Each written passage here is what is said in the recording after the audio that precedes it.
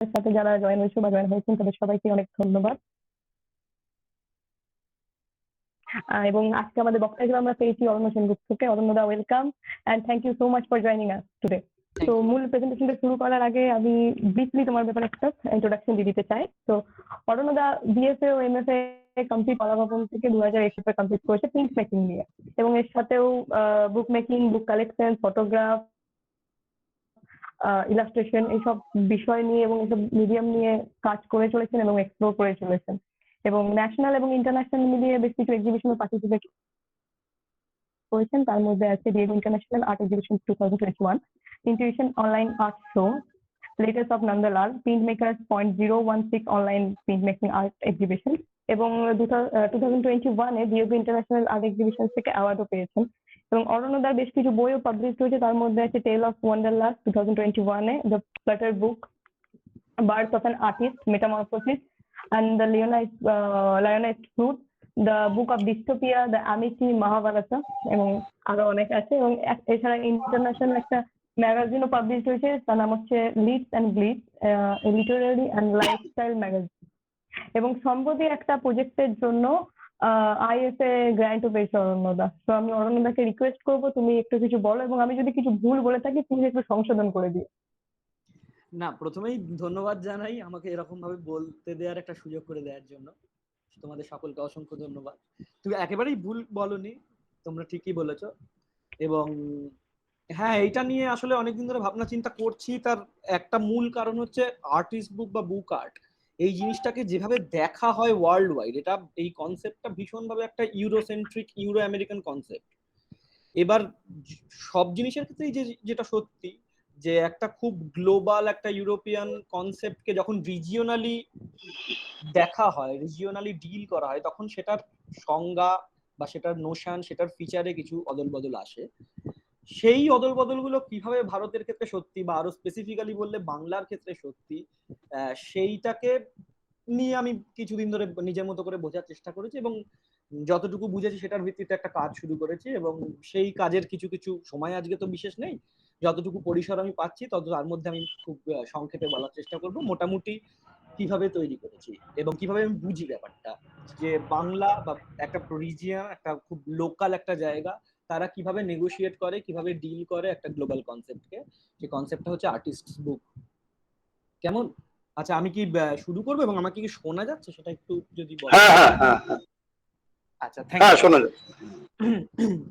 আজকে যে টপিকটা নিয়ে কথা বলবো, যে টপিকটাকে যদি এক কথায় বলতে হয়, টপিকটার নাম হচ্ছে artist book of colonial Bengal. প্রথমেই বলি যে আমাকে সুকন্যা দি যখন আমায় বলতে বলেছিলেন, উনি আমায় বলেছিলেন যে একদম আর্টিস্ট বুক অফ বেঙ্গল নিয়ে বলতে, কিন্তু আমি ভাবলাম যে ব্যাপারটাকে আরেকটু ছোট করে নিলে হয়তো আমার পক্ষে বলাটাও সুবিধে হবে, বা একটা কংক্রিট একটা চেহারার দিকে যাওয়া যেতে পারে। সেই জন্য আমি কলোনিয়াল পিরিয়ডটা বেছে নিয়েছি। অর্থাৎ মোটামুটি বাংলা বইয়ের জন্ম যদি ধরে নেওয়া যায় সেইভাবে অফিসিয়ালি, সেই সালটা হচ্ছে 1778, 1978। সেইখান থেকে আজকে আমাদের ভারত স্বাধীন হয়েছে 1947 সালে। সেই 18 সেঞ্চুরির শেষ দিকটা, গোটা 19 সেঞ্চুরিটা এবং 20th সেঞ্চুরির মোটামুটি প্রথম দিকটা, 1947 পর্যন্ত যেভাবে তার একটা ফরমেটিভ ইভলিউশন হয়েছে, একটা প্রগ্রেস ঘটেছে, বা একটা স্টাইলিস্টিক বিবর্তন ঘটেছে এভাবে যদি বলি, সেটা কিভাবে হয়েছে এবং সেটার ফলে কি কি হলো এবং কি কি দ্বারা সেটা ডিটারমাইন্ড, এবং একই সাথে তার যে ইউরোপিয়ান কাউন্টার পার্ট আছে, তার ইউরো আমেরিকান যে একটা চেহারা আছে, সেই চেহারাটাকে কিভাবে ডিল করছে বাংলা, পশ্চিমবঙ্গ। কারণ সেই সময় তো অবিভক্ত বাংলা, পশ্চিমবঙ্গ বাংলাদেশের কনসেপ্ট ছিল না, বাংলা ওভারঅল কিভাবে ডিল করছে। তো সেইটা নিয়ে আমি আমার বক্তব্যটা রাখছি এবং বক্তব্যটা শুরু করছি। আমার মনে হয় যে আমি আমি একটা প্রেজেন্টেশন রেডি করেছি এই কাজটার জন্য, তো আমি স্ক্রিনটা একটু শেয়ার করে প্রেজেন্টেশনটা শুরু করে দিই। হ্যাঁ,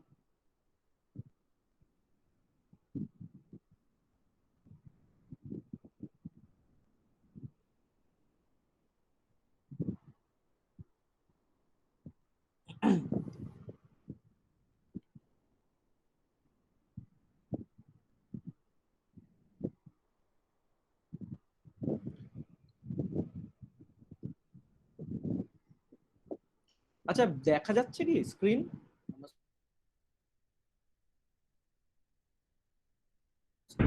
হ্যাঁ, সবাই দেখতে পাচ্ছে? আচ্ছা বেশ, artist book of colonial Bengal. প্রথমেই বলি যে পূর্ববর্তী ঠিকই, কিন্তু দুটোর মধ্যে কিছু কিছু তফাৎ রয়েছে। তফাৎ এখানেই তেমন বিশেষ কিছুই নয়, মূল তফাৎ যেটা সেটা হচ্ছে যে বুক আর্ট একটা খুব বড় জায়গা, একটা বড় অংশ। বুক আর্টের মধ্যে অনেক কিছু পড়ে, তার মধ্যে যেমন আর্টিস্ট বুক পড়ে, তেমন আর্টিস্ট বুক ছাড়াও নানান, তার মধ্যে ফটো বুক পড়তে পারে, তার মধ্যে কফি টেবিল বুক পড়তে পারে, তার মধ্যে অ্যালবাম পড়তে পারে, তার মধ্যে অর্থাৎ একটা বই যা নিয়ে পরীক্ষা নিরীক্ষা হয়েছে, পরীক্ষা নিরীক্ষা বলতে নানান ধরনের পরীক্ষা নিরীক্ষা সেটা হতে পারে, তার মধ্যে ফরম্যাট এক্সপেরিমেন্ট হতে পারে, অন্য ধরনের কন্টেন্ট এক্সপেরিমেন্ট হতে পারে, তার ন্যারেটিভ নিয়ে এক্সপেরিমেন্ট হতে পারে, যে কোনো ধরনের এক্সপেরিমেন্ট ইয়েতে যে একটা বইকে কেন্দ্র করে বা একটা বইয়ের ফরম্যাটকে কেন্দ্র করে যেখানে যেখানে হয়েছে তার সমস্তটাই আজকের দিনে বুক আর্টের আওতায় পড়ে, সেভাবেই দেখা হয়। কিন্তু আর্টিস্ট বুক তার মধ্যে একটা খুব ছোট্ট অংশ, একটা খুব স্পেসিফিক জায়গা। আর্টিস্ট বুকের কিতাবি ডেফিনেশন ওইভাবে এখনো আশ্চর্যের ব্যাপার তৈরি হয়নি, কারণ এটাকে যদি একটা জনরা হিসেবে দেখতে হয়, একটা ডিস্টিংটিভ জনরা হিসেবে দেখতে হয়, যে জনরাটা আর পাঁচটা গ্রাফিক্স এর জনরার থেকে আলাদা বা ফাইন আর্টস এর বা ভিজুয়াল আর্টস এর জনরার থেকে আলাদা, তো সেক্ষেত্রে একটা খুব কংক্রিট যে ডেফিনেশন আছে তা নয়। অনেক মানুষ আছেন যারা এই বিষয়টা নিয়ে কাজ করেছেন, তারা প্রত্যেকে নিজের নিজের মতো করে ব্যাখ্যা দিয়েছেন, নিজের নিজের মতো করে ডেফিনেশন দিয়েছেন। কোনো কংক্রিট টার্মিনোলজি আমি প্রথমেই বলি নেই, যে হোয়াট ইজ আর্টিস্ট বুক এর খুব সহজে এক লাইনে ডেফিনেশন হয় না। যেটা হয় সেটা হচ্ছে তার ওই আমি যেটা বললাম যে ছোট ছোট ছোট ছোট কিছু অংশ, তার মধ্যে একটা ডেফিনেশন খুব মান্যতার সাথে চলে, বাজারে চলে, সেটা হচ্ছে এইটা যেটা দেখা যাচ্ছে, books or book like objects over the final appearance of which an artist has had a high degree of control, where the book is intended as a work of art in itself. এটা Stephen বারি বলে এক ভদ্রলোক এই ডেফিনেশনটা দিয়েছিলেন। এটা মোটামুটি একটা standardise ব্যাপার, যদিও বলে রাখি যে শুধু যে ডেফিনেশনের অভাব আছে তাই নয়, আর্টিস্ট বুক টার্মটা নিয়ে অনেকের মধ্যে মতবিরোধ আছে। যেমন আর্ট মানে ARTISTBOOK, আর্টিস্ট বুক, এটাকে এক একজন এক একভাবে বলেন, এর মধ্যে কোনটা যে প্রামাণ্য সেই বিষয়ে কোনো দলিল নেই। যেমন এটাকে কি আর্টিস্ট বুক বলবো, মানে আর্টিস্ট অ্যাপোস্ট্রফি এস বুক বলবো, নাকি আর্টিস্ট বুক বলবো? আর্টিস্ট বুক যদি বলি সেক্ষেত্রে এ আর বি এই দুটো কি ক্যাপিটাল হবে নাকি ছোট হবে, এই নিয়ে প্রচুর নানান রকম মতবিরোধ আছে।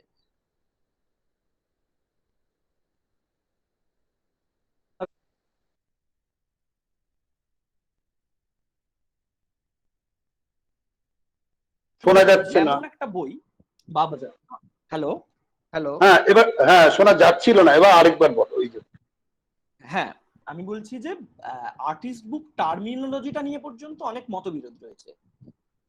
যেমন আর্টিস্ট বুক ARTISTSBOOK, এই আর্টিস্ট বুকের মধ্যে আর্টিস্ট বুককে কিভাবে উচ্চারণ করবো বা কিভাবে লেখা হবে, যখন এটা একাডেমিক টার্মে লেখা হবে তখন কিভাবে লেখা হবে সেই নিয়ে প্রচুর মতবিরোধ রয়েছে। যেমন আর্টিস্ট বুকের মধ্যে আর্টিস্ট অ্যাপোস্ট্রফি এস বুক নাকি শুধু আর্টিস্ট বুক, দুটো আলাদা আলাদা কথা। আর্টিস্ট বুক বলতে গেলে এটা ক্যাপিটাল বিটা ক্যাপিটাল এইরকম ভাবে হবে, নাকি এটা শুধু ক্যাপিটাল হবে, বুকটা নর্মালি বুক যেভাবে লেখা হয় BOOK বিটা ছোট হাতের সেভাবে হবে। এরকম নানা বিষয়ে মতবিরোধ রয়েছে, মানে এটা কিন্তু কোনো প্রামাণ্য কোনো স্কলারশিপ অ্যাপ্লিকেশন এখনো পর্যন্ত তৈরি হয়নি। তো যাই হোক, কিন্তু আমরা আর্টিস্ট বুকের ডেফিনেশন নিয়ে নানান রকম বিরোধ আছে ঠিকই, কিন্তু আমরা খুব সহজে যেভাবে বলতে পারি আর্টিস্ট বুককে সংজ্ঞায়িত করতে পারি সেটা হচ্ছে যে এটা একটা বই অথবা বইয়ের একটা ফর্ম। এবার বই বলতে খুব সাধারণত যেটা বোঝায় সেটা হচ্ছে কোডেক্স ফরম্যাট। কোডেক্স অর্থাৎ একটা চার চৌকো একটা জিনিস, একটা রেক্ট্যাঙ্গুলার পিস অফ জিনিস, অবজেক্ট, যার একটা দৈর্ঘ্য আছে, যার একটা প্রস্থ আছে, যার একটা বেদ আছে, এরকম একটা জিনিস যার ভেতরে অনেক পাতা আছে, যে পাতাকে লিফ বলা হয়। সেই লিফকে আমরা ডান দিক থেকে বাঁ দিকে উল্টোবো এবং তার ভেতরে যা কন্টেন্ট আছে সেই কন্টেন্ট গুলো সিগন্যাল হিসেবে আমাদের মাথায় ধরা দেবে এবং তার ফলে আমরা সেটাকে রিড করব বা সেটাকে ইন্টারপ্রেট করব। আর্টিস্ট বুকও তাই, কিন্তু এক্ষেত্রে আর্টিস্ট বুকের বিশেষত্বটা এইখানে বা এইভাবে এর জনরাটা নিরূপণ করা যায় যে আর্টিস্ট বুকের ক্ষেত্রে তার সম্পূর্ণ কন্ট্রোলটা থাকবে একদম আর্টিস্টের হাতে। এবার সম্পূর্ণ কন্ট্রোলটা থাকবে কথাটার মানে কি? সম্পূর্ণ কন্ট্রোল থাকবে মানে এই নয় যে আর্টিস্ট সমস্ত কিছু তার নিজে হাতে তৈরি করবে, তা নয়। কন্ট্রোলটা থাকবেন বলতে বইটার যে প্ল্যানিং, বইটার যে ভাবনা চিন্তা, বইটার এক্সিকিউশন সম্বন্ধে যা মতামত, এবং বুক মেকিং কে যদি একটা ক্রাফট হিসেবে দেখা যায়, সেই খুঁটিনাটি তার সমস্ত কিছু আর্টিস্ট। অনুপম চক্রবর্তীর একটা খুব সুন্দর ছোট্ট লেখা আছে আর্টিস্ট বুক নিয়ে, সেখানে ফিল্ম মেকিং এর সঙ্গে ফিল্ম মেকিং এর ডিরেক্টর যা কাজ, আর্টিস্ট বুকে আর্টিস্টের কাজও ঠিক তাই। অনেকগুলো ডিপার্টমেন্ট, ছোট ছোট ছোট ছোট ডিপার্টমেন্ট, সেই ডিপার্টমেন্ট গুলো তারা প্রত্যেকে ইন্ডিভিজুয়াল, তাদের এন্টিটিটা ইন্ডিভিজুয়াল, সেই তারা তাদের প্রত্যেককে এক সুতোয় গেঁথে এক ছাদের তলায় এনে এক জায়গায় এনে একটা প্রোডাকশন তৈরি করবেন একজন ডিরেক্টর, এবং সেই ডিরেক্টরই আর্টিস্ট বুকের ক্ষেত্রে আর্টিস্ট। এইভাবে অনুপম চক্রবর্তী ব্যাপারটাকে দেখছেন। এবার হতেও পারে যে আর্টিস্ট নিজে হাতেই সবটা করলেন, মানে সবটা করবেনই না এরকম আমি বলছি না, কিন্তু করতেও পারেন নাও পারেন, কিন্তু তিনি সবটা ডিরেক্ট করবেন। এবং স্বাভাবিকভাবে আরেকটা প্রশ্ন যেটা এখানে চলে আসে সেটা হচ্ছে তাহলে বইটার কপিরাইট কার হবে? এক্ষেত্রে আর্টিস্ট বুকের ক্ষেত্রে বইয়ের কপিরাইট সাধারণত আর্টিস্ট এনজয় করে থাকেন। The term artist book is often referred to as a 3-dimensional form or discipline of art developed using a book or book-like format. Thus, it is primarily an art object and then a book. It is further characterized by features or key hallmarks like limited quantity editions, utilization of orthodox printmaking mediums, signed editions, numbered editions, etc. It can also be one of a kind single edition.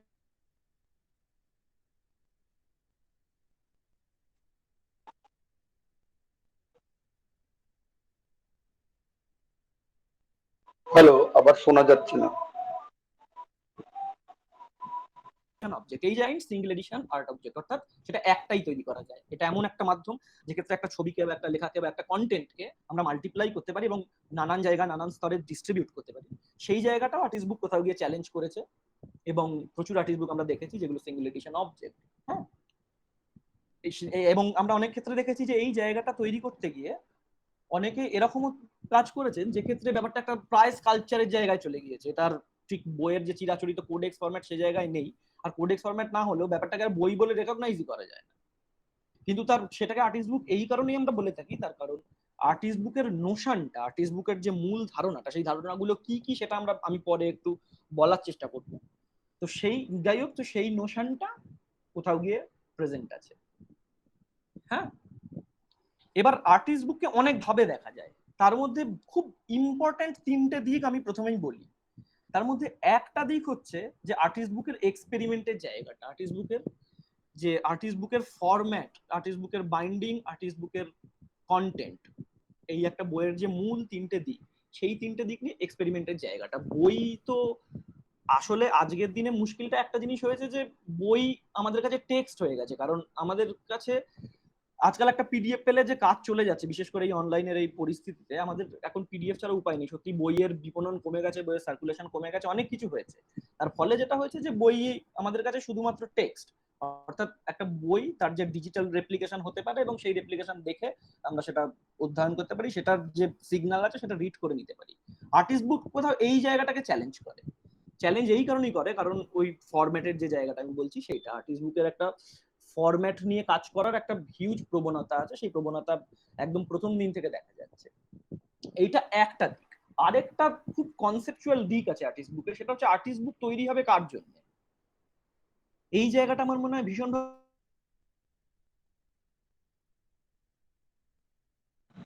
শোনা যাচ্ছে না।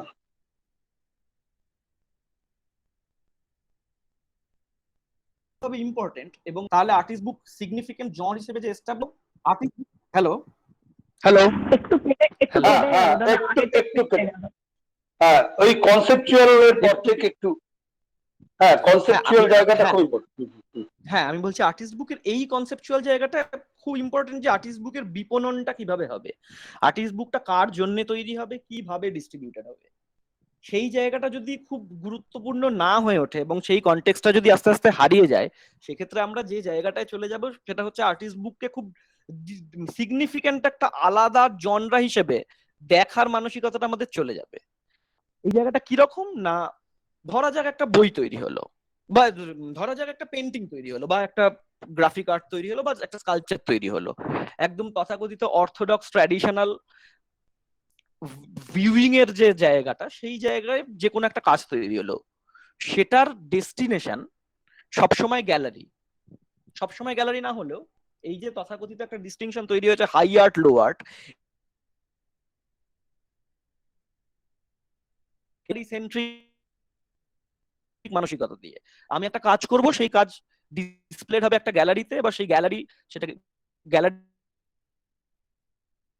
Publicity করবে, সেই গ্যালারির সঙ্গে একজন buyer contact করবে, একজন কালেক্টর কন্ট্যাক্ট করবেন, তিনি গ্যালারি থেকে জিনিসটা পারচেস করবেন এবং তার কালেকশনে সেটা কালেক্টেড হবে।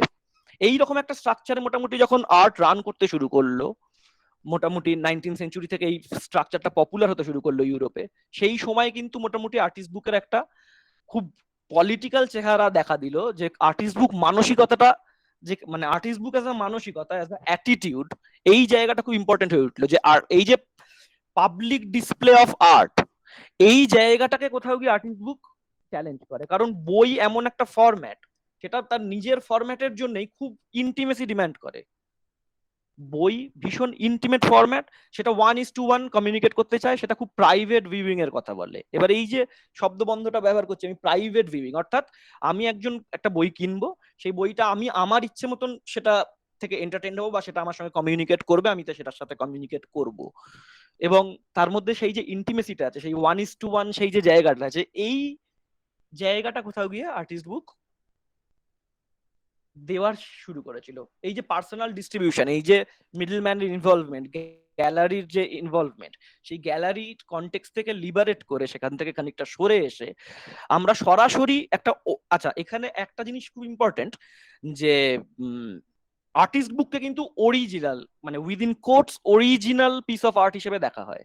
আর্টিস্ট বুক কিন্তু রিপ্রোডাকশন নয়, আর্টিস্ট বুক একজন আর্টিস্টের অরিজিনাল কাজ। অরিজিনাল কাজ বলতে কি, আর্টিস্ট বুক অধিকাংশ ক্ষেত্রেই যেটা হয়েছে একটা প্রিন্ট মেকিং মাধ্যমকে আশ্রয় করে তৈরি হয়েছে। অনেক ক্ষেত্রে পেন্টিং এখন আজ বিশেষ করে পরের দিকে 60s এর পর থেকে যখন ডাডাইস্ট ফিউচারিস্টরা কাজ করতে শুরু করলো, তখন তার মধ্যে আরো নানান এলিমেন্ট এসছে, আরো নানান মিডিয়াম এসছে, কিন্তু মূলত সেটা শুরু হয়েছিল একটা প্রিন্ট মেকিং এর জায়গা থেকে, একটা গ্রাফিক্স এর জায়গা থেকে, গ্রাফিক আর্টের জায়গা থেকে। সেই জায়গা থেকে সেটার যে রিপ্রোডাকশন ভ্যালু, সেটা কিন্তু অরিজিনাল প্রিন্ট। অর্থাৎ ব্যাপারটা এইভাবে পোর্ট্রেট হয়েছে যে একজন আর্টিস্ট তার অরিজিনাল প্রিন্ট দিচ্ছেন, সই করা সাইন্ড এডিশন প্রিন্ট, তার কিন্তু সেটা দিচ্ছেন বই ফরম্যাটে। কেন তিনি বই পাচ্ছেন? বইকে ফরম্যাট হিসেবে এই কারণেই পাচ্ছেন, কারণ একটা বই সেই ইন্টিমেসিটা দেয়, সেই প্রাইভেট ভিউইং এর পরিসরটা দেয়, যে সেটা শুধু একটা মিউজিয়াম পিস নয়, একটা কাঁচের আচ্ছাদনের তলায় আছে, সেটাকে দূর থেকে দেখতে হয় খুব চুপচাপ, তা নয়, সেটাকে হাতে নিয়ে দেখা যায়, সেটাকে উল্টে পাল্টে দেখা যায়। সেটা যদি এচিং এ হয়, এচিং এ সেই যে একটা ইমপ্রেশন আছে, একটা এমবসড এফেক্ট, সেই এফেক্টটা খুব হাত দিয়ে ফিল করা যায়। এই যে অ্যাক্টিভিটিটা এবং ইনভলভমেন্টটা, মানে একটা বইয়ের সঙ্গে কমিউনিকেট করার তো একদম অ্যাক্টিভ একটা পার্টিসিপেশন, একটা অ্যাক্টিভ ইনভলভমেন্ট, যেটা খুব প্যাসিভ ভিউইং নয়, যেটা অধিকাংশ ক্ষেত্রেই গ্যালারিতে হয়। সেই প্যাসিভ ভিউইং এর জায়গা থেকে সরে এসে সেইটা আর্টিস্ট বুক করতে চেয়েছিল। সেই কনটেক্সটটা আস্তে আস্তে আস্তে আস্তে লুজ করছে, সেই কনটেক্সটটা, সেটা ভালো বা খারাপ দিকে আমি যাচ্ছি না, কিন্তু সেই কনটেক্সটটা থেকে আস্তে আস্তে আর্টিস্ট বুক সরে আসছে, কারণ আর্টিস্ট বুক এখন একটা খুব এলিটিস্ট, একটা নিশ, একটা অ্যাটমসফিয়ার আস্তে আস্তে নিজে তৈরি করছে, এবং আর সবকিছুর মতোই গ্যালারি দ্বারা অ্যাপ্রোপ্রিয়েটেড হচ্ছে, কিন্তু সেইভাবে ফান্ডামেন্টালি শুরু হয়নি আর্টিস্ট বুক। আর্টিস্ট বুকের আরেকটা এক্সাম্পল দেখা যাচ্ছে, autonomous forms that are not reduced only to text as in a traditional book, ওই আমি যেটার কথা বললাম সেইটা। এবারে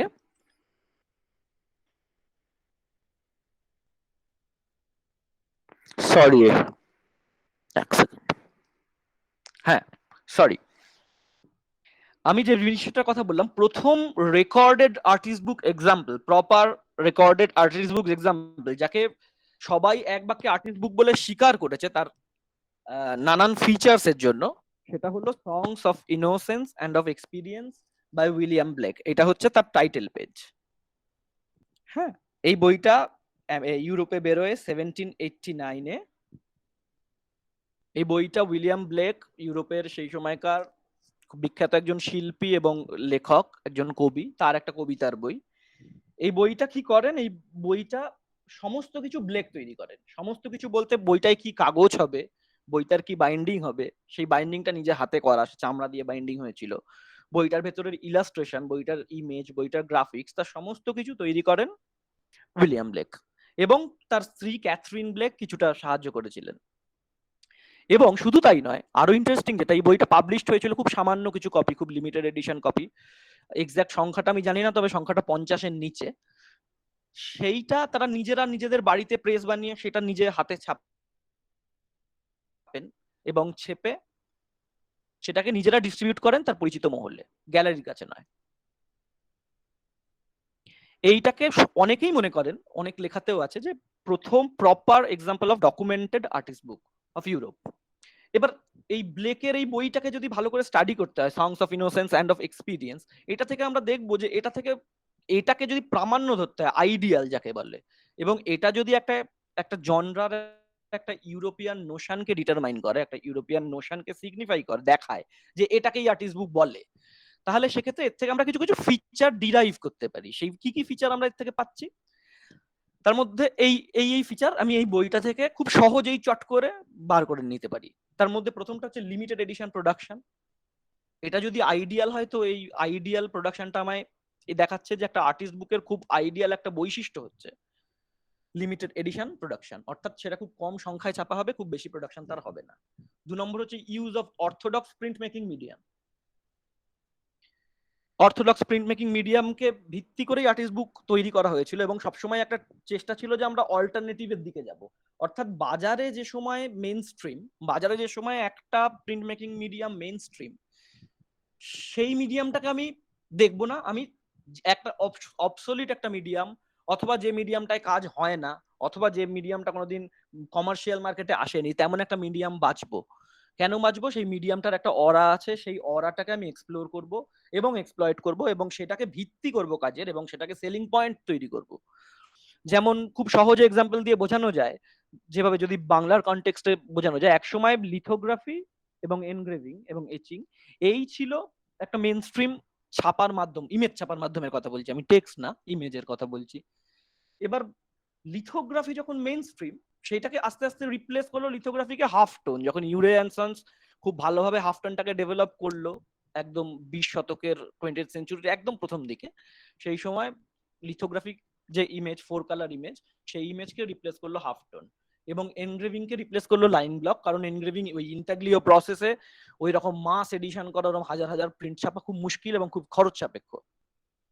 কিন্তু সেই সময় আমরা দেখবো এরপরে যে অনেক আর্টিস্ট বুক তৈরি হচ্ছে যারা সচেতন ভাবে ওই মিডিয়াম গুলোকে বেছে নিচ্ছে। অর্থাৎ যে সময় বাজারে মেন স্ট্রিম হচ্ছে লাইন ব্লক, সেই সময় তারা বাচ্ছে এচিংকে অথবা লিথোগ্রাফকে। আবার তার কিছুদিন পরে যখন আমরা দেখতে পারি যে বাজারে যখন অফসেট এসে গেছে, যখন অফসেট প্রিন্টিং হচ্ছে, তখন একজন শিল্পী সচেতন ভাবে বেছে নিচ্ছে লাইন ব্লককে, তখন লাইন ব্লক ততদিনে চলে গেছে। এইভাবে এই জিনিসটার উপর ভিত্তি করে কিন্তু আর্টিস্ট বুকের এই ফিচারটা, এই অর্থোডক্স প্রিন্ট মেকিং মিডিয়ামটা অনেকদিন অব্দি সার্ভাইভ করেছে। উডকাটের ক্ষেত্রেও তাই, সব ক্ষেত্রেই তাই। 3 নম্বরটা তো ফরম্যাট এক্সপেরিমেন্ট। বইয়ের নানান রকম ফরম্যাট যেগুলো হয়, কোডেক্স বইয়ের সবচেয়ে প্রচলিত ফরম্যাট, কিন্তু কোডেক্স ছাড়াও বইয়ের অসংখ্য ফরম্যাট হতে পারে, সেই ফরম্যাট গুলো নিয়ে এক্সপেরিমেন্ট করা হয়েছে। বাইন্ডিং নিয়েও তাই, ন্যারেটিভ নিয়ে এক্সপেরিমেন্ট করা হয়েছে প্রচুর, কারণ আর্টিস্ট বুকের একটা খুব বড় অংশ হচ্ছে তার গ্রাফিক্যালিটি। আর এক্ষেত্রে আমি গ্রাফিক্যালিটি বলতে কিন্তু গ্রাফিক আর্ট বা প্রিন্ট মেকিং মিন করছি না, গ্রাফিক্যালিটি বলতে গ্রাফিক অ্যাজ অ্যান অ্যাটিটিউড। আমি গ্রাফিক্সকে একটা ধারণা হিসেবে দেখছি বা একটা দৃষ্টিভঙ্গি হিসেবে দেখছি, সেটা একটা সমাজকে দেখার দৃষ্টিভঙ্গি বা একটা সমস্ত কিছুকে দেখার, একটা কোনো সাবজেক্টকে, একটা কন্টেন্টকে দেখার দৃষ্টিভঙ্গি গ্রাফিক্স, এবং সেই গ্রাফিক্সকে আমি মিন করছি। এবং সেই গ্রাফিক্যালিটি নিয়ে কিন্তু ভয়ঙ্কর এক্সপেরিমেন্ট হয়েছে। সেই গ্রাফিক্যালিটি কিভাবে অ্যাপ্লাইড হবে, সেটা কি মানে তৈরি করবে একটা বইয়ের ক্ষেত্রে, এবং তার সঙ্গে যখন তার পাশাপাশি টেক্সট পড়বে, সেটা কোথায় গিয়ে টেক্সট এবং ইমেজের এই যে রিলেশনশিপটা, এই রিলেশনশিপটা খুব মানে এই রিলেশনশিপটা ভেঙে বেরিয়ে যাবে সবকিছুকে, এই রিলেশনশিপটা একটা নতুন মানে তৈরি করবে, দিগন্তটাকে ভেঙে দেবে। এই নিয়ে ভয়ঙ্কর এক্সপেরিমেন্ট হয়েছে। আর একটা প্রথমেই যে জিনিসটা নিয়ে শুরু করেছিলাম, সেই জিনিসটা তো আছেই, entire planning by the artist, not as an maybe not as an active participant, but obviously as an director, as an planner, planning এর জায়গা থেকে, ব্রেইন চাইল্ডের জায়গা থেকে। আরেকটা জিনিস খুব ভালোভাবে মার্কেটের লজিকে আর্টিস্ট বুক এনরিচ করেছে বা এনগালফ করেছে, সেটা হচ্ছে আর্টিস্ট বুকের হ্যান্ডমেড ফ্যাক্টর। আর্টিস্ট বুকের একটা খুব ইম্পর্টেন্ট দিক হচ্ছে আর্টিস্ট বুক মেকানিক্যাল রিপ্রোডাকশন জেনারেলি অ্যাভয়েড করে। আমি বলছি না যে এর বিরুদ্ধে কোনো এক্সাম্পল নেই, এর বিরুদ্ধে এক্সাম্পল আছে, এর ব্যতিক্রম আছে, কিন্তু ব্যতিক্রম যেমন নিয়ম প্রমাণ করে, তেমন ব্যতিক্রম থাকা সত্ত্বেও অধিকাংশ ক্ষেত্রেই কিন্তু আর্টিস্ট বুক এই নিয়মটা প্রমাণ করবে যে আর্টিস্ট বুকের একটা সেলিং পয়েন্ট বা একটা ডিস্টিংগুইশেবল ফিচার অন্য বইয়ের থেকে, আমি যদি বইয়ের সঙ্গে তুলনা করি, সেটা হচ্ছে তার হ্যান্ডমেড ফ্যাক্টর। যে আর্টিস্ট বুক একটা হাতে তৈরি হ্যান্ডক্রাফটেড এক্সোটিক প্রোডাক্ট, সেই জায়গাটা আছে। তার পাশাপাশি যেটা আছে সেটা তো আমি বললাম, টেক্সট এবং ইমেজের সঙ্গে এই ভয়ঙ্কর এক্সপেরিমেন্ট, এবং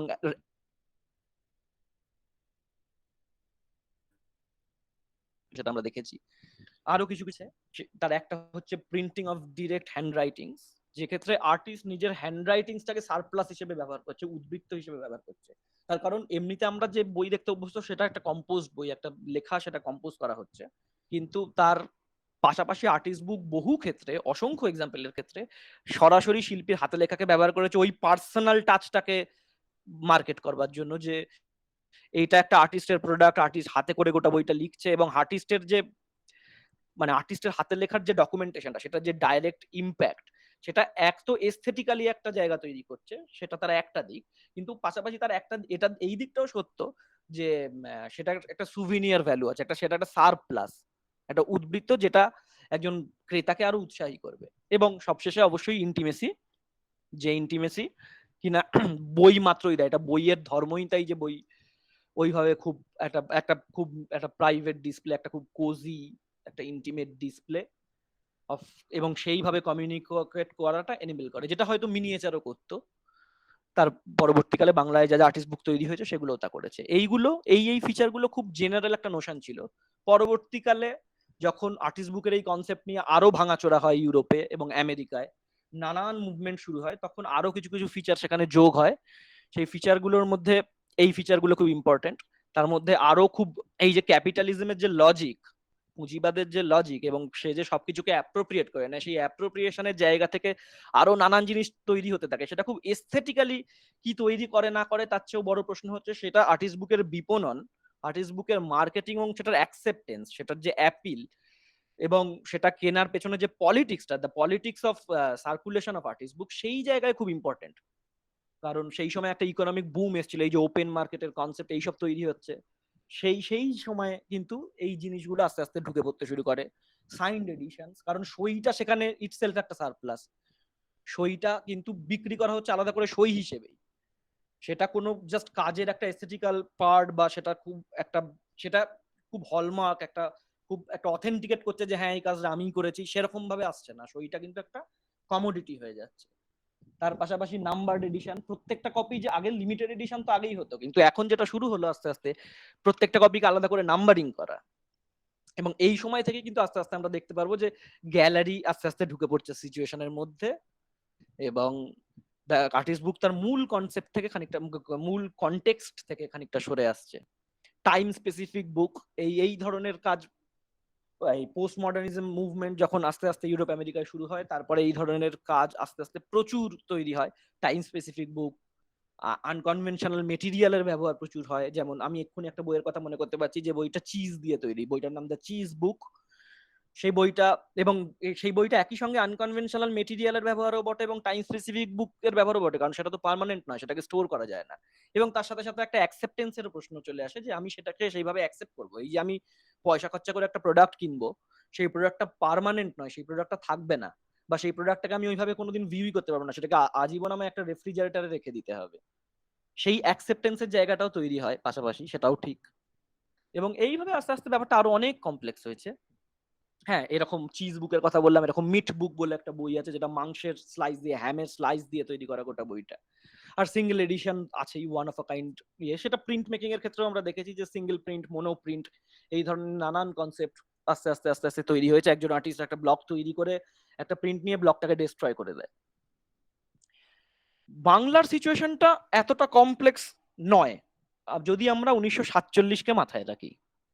1947 সময়টা, 1947-এর আগে, মানে কলোনিয়াল পিরিয়ডে আর্টিস্ট বুকের ব্যাপারটা খুব অদ্ভুত। সেই সময় কিন্তু এত কিছু কনসেপ্ট তৈরি হয়নি, এমনকি আর্টিস্ট বুক কনসেপ্টটাই তৈরি হয়নি। এই ব্যাপারটা হচ্ছে খানিকটা সোনার পাথর বাটির মতন। মানে আর্টিস্ট বুক জিনিসটা আছে, তার যে ফিচারগুলো, এই যে ফিচারগুলো যদি খুব কেয়ারফুলি দেখা যায়, limited edition, orthodox print making medium, format experiment, binding experiment, narrative experiment, entire planning by that, সবকটা তার মধ্যে আছে, সবকটা ফিচার আছে। কি নেই? টার্মিনোলজিটা নেই। সেই টার্মিনোলজিটা ডেভেলপ করেনি, কিন্তু টার্মিনোলজিটা ডেভেলপ করেনি বলে তার যে ধারণাগুলো, তার যে টেন্ডেন্সি গুলো ডেভেলপ করেনি তা নয় তো। সেইটা আস্তে আস্তে ডেভেলপ করছে, এবং কিভাবে ডেভেলপ করছে সেইটা একটু দেখা যাক। এইটা একটা খুব সরল ডায়াগ্রাম, একটা খুব সিম্পল ডায়াগ্রাম, যেটা দেখায় একটা বইয়ের স্ট্রাকচার কি, একটা বইয়ের গোটা স্ট্রাকচার কি, একটা বই কিভাবে তৈরি হয়, কোথা থেকে তৈরি হয় এবং সেটার ফাইনাল ডেস্টিনেশন কি, এই যে ডেস্টিনেশন কোয়েশ্চেন, এইটা এটা এটা কথা আটকে গেছে আবার এই ডেস্টিনেশন। হ্যালো, নর্মাল বোঝা যাচ্ছে রাইটার থেকে এজেন্ট থাকতেও পারে, নাও থাকতে পারে, অপশন তো এই জায়গায় ডিস্ট্রিবিউটেড হতো একটা সময়, যে সময় ডায়াগ্রামটা তৈরি, লাইব্রেরি, ক্রিটিক, বুক সেলার থেকে বায়ার অর্থাৎ সাধারণ গড় পাঠক যাদের বলে, ক্রিটিকের কাছে যায়, ক্রিটিক থেকে সেখানে ক্রিটিসিজম তৈরি হয়, অন্য একটা ডেস্টিনেশন আছে তার, লাইব্রেরি থেকে সাবস্ক্রাইবার। এ বাদ দিয়ে কি হয়, পাবলিশারের কাছ থেকে এত হাত না ঘুরে অনেক ক্ষেত্রেই পাবলিশারের কাছ থেকে ব্যাপারটা পাবলিশার্স রিডারের মাধ্যমে যায়, এইভাবে একটা সার্কেল ওয়ার্ক করে। আর্টিস্ট বুকের ক্ষেত্রে বাংলায় এবং অনেকদিন পর্যন্ত ইউরোপ এবং আমেরিকায় যে স্ট্রাকচারটা চলতো, সেই স্ট্রাকচারটা হচ্ছে এইটা। এই বোঝাই যাচ্ছে যে এই স্ট্রাকচারটা আরো একটু কমপ্লেক্স, এর মধ্যে আরো অনেক কিছু ঢুকে পড়ছে, আরো অনেকে ঢুকে পড়ছেন, এবং এই ঢুকে পড়া থেকেই আস্তে আস্তে হয়তো এই কনটেক্সটের এই যে শিফটটা, এই যে একটা প্যারাডাইম শিফট হয়ে যাচ্ছে। এবং পরবর্তীকালে আমরা দেখবো, আজকে স্ট্রাকচার যদি দেখি, আজকে আর্টিস্ট বুকের গোটা এরিনাটা ভাগে ভাগ হয়ে গেছে। একটা ভাগ খুব গ্যালারি ওরিয়েন্টেড ইন্ডিভিজুয়ালিজমের ভাগ, একটা ইন্ডিভিজুয়াল আর্টিস্ট, তিনি তার মতো করে একটা প্রোডাকশন তৈরি করছেন, সেই তার একটা স্পেসিফিক বায়ার আছে, তার গ্যালারি আছে, সেখানে সেটা যাচ্ছে এবং সেটা মিউজিয়াম পিস তৈরি হচ্ছে। আর একটা হচ্ছে পাবলিকেশন, একটা পাবলিকেশনের জায়গা। কারণ বাংলার ক্ষেত্রে ইউরোপের ক্ষেত্রে অতটা না হলেও বাংলার ক্ষেত্রে কিন্তু আর্টিস্ট বুকের প্রোডাকশনের ক্ষেত্রে পাবলিশারদের একটা বিশাল গুরুত্বপূর্ণ ভূমিকা ছিল। তার কারণ একটা ইন্ডিভিজুয়ালি প্রোডাকশন তৈরি করে সেটা ইন্ডিভিজুয়ালি ডিস্ট্রিবিউট করবে, যেটা ব্লেক করতে পেরেছিলেন, সেই স্ট্রাকচার বাংলায় তৈরি হওয়ার মতো পরিসর কিন্তু সেই সময় ছিল না, অন্তত কলোনিয়াল ইন্ডিয়ায় ছিল না। সেই কারণে পাবলিশারদের একটা ভূমিকা, খুব গুরুত্বপূর্ণ ভূমিকা তৈরি হয়, এবং সেই ভূমিকাটা আজও রয়েছে। সেই দুটো ভাগ এখন হয়ে গেছে, একটা হচ্ছে ইন্ডিভিজুয়ালিজমের একটা দিক, আর একটা দিক হচ্ছে পাবলিশারের দিক।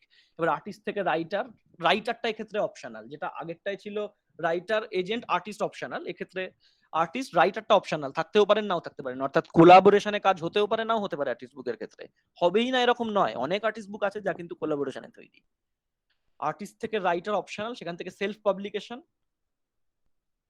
আর সেখান থেকে পাবলিশারটা অপশনাল, সেখান থেকে প্রিন্টার, বাইন্ডার, এগুলো সবকটাই অকেশনালি সেলফ, সেখান থেকে ডিস্ট্রিবিউটারটাও অনেক ক্ষেত্রেই অকেশনালি সেলফ, সেখান থেকে library, critic, museum, book seller, gallery. Book সেলারটা অকেশনালি সেলফ, সেখান থেকে এই যে শুধু বায়ার ছিল, বায়ার থেকে কালেক্টর শ্রেণী তৈরি হলো, কালেক্টর শ্রেণীর দিকে সেটা গেল। এবারে আমরা দেখি, আমরা মার্কেটে দিয়ে তো অনেকক্ষণ কথা বললাম, আমার মনে হয় এবার আস্তে আস্তে এস্থেটিক্যাল ইভলিউশন আর্টিস্ট বুকের যা হয়েছে সেটা এক্সাম্পল সহ আস্তে আস্তে দেখা আমরা শুরু করি। এইটা খুব প্রিমিটিভ একটা আমরা যদি বই বা ইন্ডিয়ান বুকস এর ইতিহাস দেখতে হয়, তো আমার মনে হয় তার একদম প্রথম দিককার 16 সেঞ্চুরির শেষের দিককার এই অঞ্চলে যা কাজ হচ্ছে তাই নিয়ে, তার একদম প্রথম দিককার কাজের মধ্যে একটা কাজ হচ্ছে পাল ম্যানুস্ক্রিপ্ট। পাল এবং জাইন ম্যানুস্ক্রিপ্ট হচ্ছে, আমি পাল এই জন্যই রেখেছি কারণ পাল বাংলার, এবং যেহেতু বাংলা নিয়ে কথা হচ্ছে তাই জন্য। পাল ম্যানুস্ক্রিপ্ট তো বজ্রযান দেবদেবীর ক্ষেত্রে দেবদেবীকে নিয়ে তৈরি হচ্ছে পুঁথি, ইলাস্ট্রেটেড ম্যানুস্ক্রিপ্ট, তালপাতায় আঁকা হচ্ছে, তালপাতায় বুদ্ধিস্ট, মাঝখানে একটা করে ইমেজ থাকছে, এর খুব একটা স্ট্যান্ডার্ডাইজ ফরম্যাট ছিল, এবং এটাও কিন্তু একটা ফরম্যাট বইয়ের, মানে এটা যেটা কিনা কোডেক্স নয়, এই ফরম্যাটে পরবর্তীকালেও কাজ হয়েছে, যেখানে আর্টিস্ট কিন্তু, আমি ওই যে একটা কথা বললাম না, যে যখন লেটার প্রেস উঠে যাচ্ছে সেই সময় আর্টিস্ট যখন লেটার প্রেস ব্যবহার করছেন তখন সেটা তার সচেতন প্রয়োগ, এবং সেই প্রয়োগটা কিন্তু এস্থেটিক্স এর পারপাসে এবং তার মার্কেটের পারপাসে। এক্ষেত্রে ফরম্যাটটা কিন্তু তার সচেতন অ্যাপ্লিকেশন নয়, এক্ষেত্রে এই ফরম্যাটটা এই কারণেই ব্যবহার হয়েছে যে এছাড়া বাজারে আর কোনো অপশন নেই, অন্য কোনো কাগজ, একদম চারচৌকো কাগজ এবং বাইন্ডিং, সেই বাইন্ডিং এর কনসেপ্ট তখনও আসেনি। কিন্তু পরবর্তীকালে যখন এই ফরম্যাটটা নিয়ে কাজ হতে শুরু করলো তখন কিন্তু সেটা তার কনটেক্সটটা বদলালো, তখন কিন্তু আসেনি বলে আর কোনো অল্টারনেটিভ নেই বলে ব্যবহার হচ্ছে তা নয়, তখন কিন্তু ব্যবহার হচ্ছে সেটা তার একদম ইন্ডিপেন্ডেন্ট ক্রিয়েটিভ একটা মুভ হিসেবে, এবং সেই তার এস্থেটিক্স এর সমীপবর্তী কোনো জায়গা হিসেবে। তো পাল ম্যানুস্ক্রিপ্টের ডিটেইলে আমি যাচ্ছি না, বেশি ডিটেলে আমি যাচ্ছি না। পাল ম্যানুস্ক্রিপ্ট আমি খালি 3টে ইমেজ এই কারণেই রেখেছি, এইরকম প্রচুর কাজ হয়েছে, এই সবকটাই হচ্ছে পোস্ট 16 সেঞ্চুরি কাজ বাংলার আশেপাশে। প্রথমটা হচ্ছে পাল ম্যানুস্ক্রিপ্ট, দ্বিতীয়টা হচ্ছে চৌরপঞ্চাশিকা, 3 নম্বরটা হচ্ছে ভগবত পুরাণ। আমি এই জন্যই রেখেছি এটা, যে এস্থেটিক্স এর আলোচনাটায় ঢুকতে একটু সুবিধা হবে বলে, তার কারণ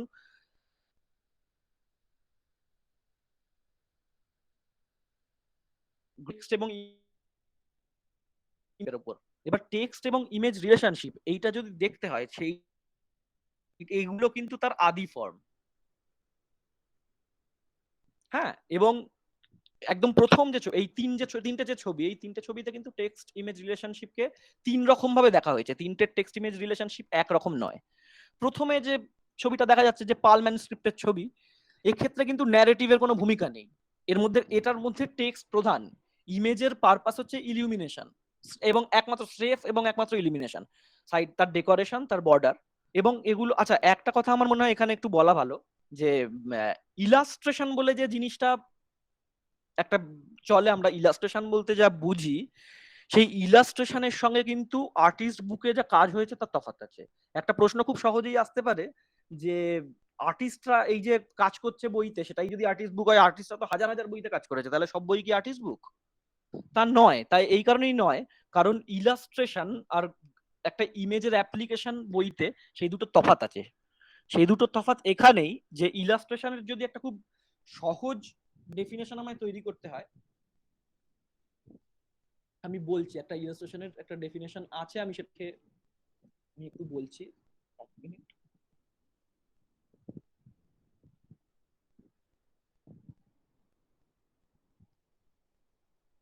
An illustration is a decoration,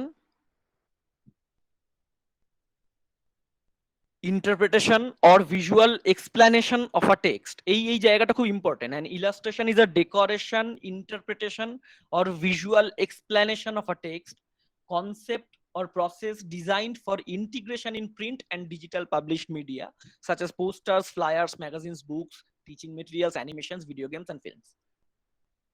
An illustration is typically created by an illustrator. অর্থাৎ এই বক্তব্যটার মধ্যে অনেক কিছু আছে, কিন্তু তার একদম কেন্দ্রে যে জিনিসটা আছে সেটা হচ্ছে একটা ইলাস্ট্রেশন ব্যাখ্যা করে। একটা ইলাস্ট্রেশন সেটা শুধু টেক্সটকেই ব্যাখ্যা করে তা নয়, কিন্তু একটা ইলাস্ট্রেশন এর মধ্যে একটা ব্যাখ্যা করার ব্যাপার আছে, যে আমি একটা জিনিস ব্যাখ্যা করছি।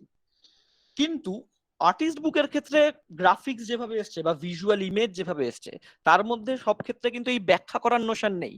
তারা কিন্তু খুব সহজেই একটা ইন্ডিপেন্ডেন্ট স্বতন্ত্র একা এন্টিটি হিসেবে অনেক ক্ষেত্রে এস্টাবলিশ করেছে নিজেদের, এবং সেইভাবেই এক্সিস্ট করেছে, যেটা কিনা অনেক ক্ষেত্রে ইলাস্ট্রেশনে হয় না। আমার মনে হয় যে ইলাস্ট্রেশন এবং এই জিনিসটাকে, আমি যে জিনিসটার কথা বলছি, গ্রাফিক্সকে বা টেক্সট ইমেজ রিলেশনশিপকে এইভাবে খুব সহজেই ভাগ করা যেতে পারে।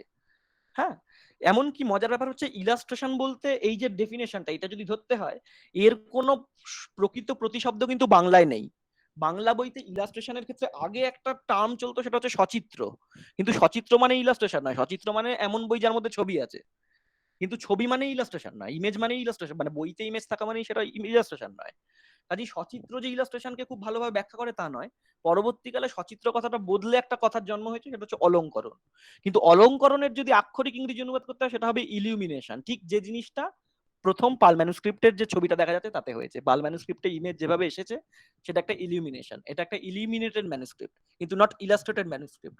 কারণ ইমেজগুলো এখানে একেবারেই শুধু কিছু ইন্ডিপেন্ডেন্ট এন্টিটি হিসেবেই আছে, সেটা টেক্সট ব্যাখ্যা করে যাচ্ছে নিজের মতন, একটা ধর্মতত্ত্ব দিয়ে যাচ্ছে, এবং ইমেজ সেগুলোকে কোথাও বুঝতে সুবিধে হওয়ার জন্য বা সেটার ওভারঅল এস্থেটিক্সটাকে এনহ্যান্স করবার জন্য জাস্ট নিজেদের মতো করে রয়েছে। দ্বিতীয় যে ছবিটা চৌরপঞ্চাশিকা, এইখানে প্রথম আমরা ন্যারেটিভের কনসেপ্ট পেলাম, যেটা আগের ছবিটায় নেই। ন্যারেটিভের কনসেপ্ট অর্থাৎ এটা একটা গল্প, একটা স্টোরিকে ব্যাখ্যা করছে, একটা স্টোরিকে ন্যারেট করছে নিজেদের মতো করে। কিন্তু সেই ন্যারেশনের সাথে 3 নম্বর যে ছবিটা ভাগবত পুরাণ, সেই ন্যারেশনের তফাৎ আছে। কি তফাৎ? না, চৌরপঞ্চাশিকার যে ছবিগুলো, সেগুলো প্রত্যেকটা হচ্ছে একটা ইন্ডিভিজুয়াল ফ্রেম। অনেকটা অজন্তায় যেভাবে ফ্রেম ডিভিশন হয়েছে, কি ফ্রেম, অজন্তার যখন কাজ হচ্ছে তখন কিন্তু কোনো কম্পোজিট ফ্রেম বা ইন্টারমিডিয়েট ফ্রেম, অ্যানিমেশনে যেটাকে ইন্টারমিডিয়েট ফ্রেম বলে, সেই ফ্রেমের কনসেপ্ট আসেনি। এগুলো প্রত্যেকটা কি ফ্রেম, অর্থাৎ একটা গল্প আগে থেকে লেখা আছে, সেই গল্পটা থেকে আর্টিস্ট ভেবে নিচ্ছেন যে এই জায়গা ছবি হলে ব্যাপারটাকে আমি শুধু ছবি দিয়ে এস্টাবলিশ করে দিতে পারবো, আমার আর টেক্সটার অতটা গুরুত্বপূর্ণ ভূমিকা লাগবে না, ছবিটা আমি এস্টাবলিশ করে দিতে পারবো। সেই অনুযায়ী তিনি পর পর পর পর কিছু আলাদা আলাদা সিঙ্গেল ইন্ডিভিজুয়াল ফ্রেম এঁকেছেন। হ্যাঁ, অজন্তাতেও তাই হয়েছে। এবং অজন্তায় কি হয়েছে, অজন্তা যেহেতু একটা টানা দেওয়াল, একটা বড় অংশ, সেখানে কি হয়েছে, এই যে একটা ছবির সাথে একটা ছবির তো একটা তফাৎ করতে হবে, একটা ভাগ করতে হবে, ফ্রেম ডিভিশন করতে হবে, সেই ডিভিশনটা করা হয়েছে খুব খুব ইন্টেলিজেন্ট, একটা থাম, একটা পিলার, সেইটা দিয়ে একটা ছবি সানার। কিন্তু চৌরপঞ্চাশিকায় ব্যাপারটা অনেকটা সেভাবেই তৈরি করা হয়েছে। এখানে আছে কি খুব বোল্ড ভাইব্রেন্ট ইমেজারি আছে, কিভাবে কিরকম ইমেজ আমি সেটা বলছি না, তার সাথে আছে টেক্সট, খুব ছোট ছোট 2 লাইনের টেক্সটে মোটামুটি ইমেজের ছবির বিষয়বস্তু কি সেটা ব্যাখ্যা করা আছে, এবং টেক্সট ইমেজ রিলেশনশিপটা এইরকম। এক্ষেত্রে যদি একটা ন্যারেটিভ আমাকে বুঝতে হয়, এক্ষেত্রে যদি আমাকে একটা বুঝতে হয় যে টোটাল গল্পটা কি, সেক্ষেত্রে আমায় কিন্তু একটা ইমেজ দেখলে চলবে না। আমি যদি একটা ইন্ডিপেন্ডেন্ট ইমেজ এখান থেকে দুম করে তুলে নিয়ে গিয়ে দেখি, তাহলে আমি বুঝবো যে হ্যাঁ ছবিটা খুব সুন্দর ছবি, ছবিটা এই এরকম একটা এস্থেটিক্স আছে, এইরকম একটা তার একটা কালচারাল ইম্প্যাক্ট আছে ছবিটার উপর, সব আছে। কিন্তু ছবির ন্যারেটিভটা কি সেইটা বুঝতে গেলে আমায় এটাকে গোটাটাকে দেখতে হবে, এবং শুধু দেখতে হবে তাই নয়, সিকোয়েন্সে দেখতে হবে, যে সিকোয়েন্সে আর্টিস্ট এঁকেছেন বা প্ল্যান করেছেন। হ্যাঁ, অর্থাৎ চৌরপঞ্চাশিকে একটা গ্র্যান্ড ন্যারেটিভের জন্ম দিচ্ছে। সেই গ্র্যান্ড ন্যারেটিভটা পরবর্তীকালে আমরা দেখবো আর্টিস্ট বুকেও খুব ভয়ঙ্কর ভাবে ব্যবহার করা হয়েছে। এইগুলো হচ্ছে তার একেবারে সেই জার্মিনেশনের সময়, একেবারে সেই একদম সেই সূত্রপাত এইভাবেই হচ্ছে। ভগবত পুরাণ অনেক বেশি বাংলার পটের মতন। আজকে পটের যে চলন, পটের যে রিদম, যে স্ট্রাকচার, সেটার অনেকটা কিন্তু পাওয়া যেতে পারে ভগবত পুরাণে। এক্ষেত্রে কিন্তু ওই রকম ভাবে কোনো কি ফ্রেমের ডিভিশন নেই, এক্ষেত্রে একটা টানা গল্প বলে দেওয়া হয়েছে, অনেক আধুনিক। এবং ফ্রেম ডিভিশনটা যদি খুব কেয়ারফুলি দেখা যায়, দেখা যাবে আজকের দিনে যে গ্রাফিক নভেল বা যে কমিক্স, তার যে ডিভিশন, টিনটিনের যে ডিভিশন, অ্যাস্টেরিক্সের যে ডিভিশন, সেই ডিভিশনের সাথে কিন্তু অনেক মিল আছে। একদম পরিষ্কার চৌকো করা, একদম চৌকো চৌকো ফ্রেম আছে, এবং সেই ফ্রেমে তার ন্যারেটিভটা একদম সুন্দরভাবে পাওয়া যাচ্ছে। এবং একটা টোটাল ফ্রেম, অর্থাৎ এটা একটা পেজ, এটা যদি একটা পাতা হিসেবে দেখি, একটা লিফ, সেই একটা পেজে একটা টোটাল ফ্রেম, যেটা একটা টোটাল গল্প বলছে।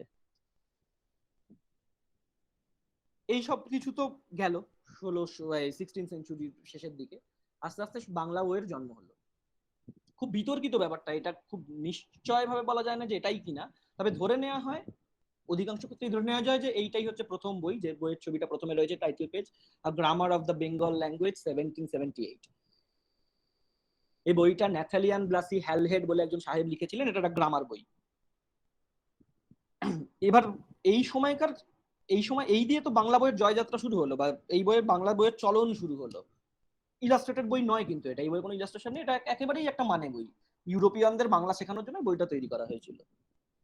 কিন্তু সেই সময় গ্রাফিক্সের একেবারে রমরমানা। এই যে 19 সেঞ্চুরি, এই লেট 18 সেঞ্চুরি 19 সেঞ্চুরি শুরু হচ্ছে, এই সময় বাংলা, কলকাতাকে কেন্দ্র করে আশেপাশে আরো কিছু অঞ্চলে একেবারে গ্রাফিক্সের জয়যাত্রা, একেবারে রমরম করছে গ্রাফিক্স চারদিকে, এবং নতুন ডেফিনেশন তৈরি হয়েছে। কি কি আছে তার মধ্যে? অনেকগুলো দিক আছে। গৌতম ভদ্রের এই নিয়ে লেখা আছে, কারোর যদি আগ্রহ থাকে তাহলে তোমরা সেটা পড়ে দেখতে পারো। ন্যাড়া বটতলায় যায় কবার বলে একটা অপূর্ব বই আছে গৌতম ভদ্রের। সেই বইয়ে এই সময়টাকে এবং এই সময় গ্রাফিক্সের যে চেহারাটা, সেটার যে বুননটা বা সেটার যে চলনটা, সেইটা খুব ভালোভাবে ধরা আছে। এক তো কোম্পানি পেন্টিং, একটা হচ্ছে একটা মিনিয়েচারের অপভ্রংশ। মিনিয়েচারের যে শিক্ষাটা, সেই শিক্ষাটাকে নিয়ে কাজে লাগিয়ে তার সাথে খুব এই যে ইন্ডিয়ান সেন্সিবিলিটি, ইন্ডিয়ান আশেপাশে এই লোকাল যে ল্যান্ডস্কেপ, তার যে নুয়েন্সেস, তার যে এলিমেন্ট, সেই এলিমেন্ট গুলোকে নিয়ে কোম্পানি পেন্টিং তৈরি হচ্ছে।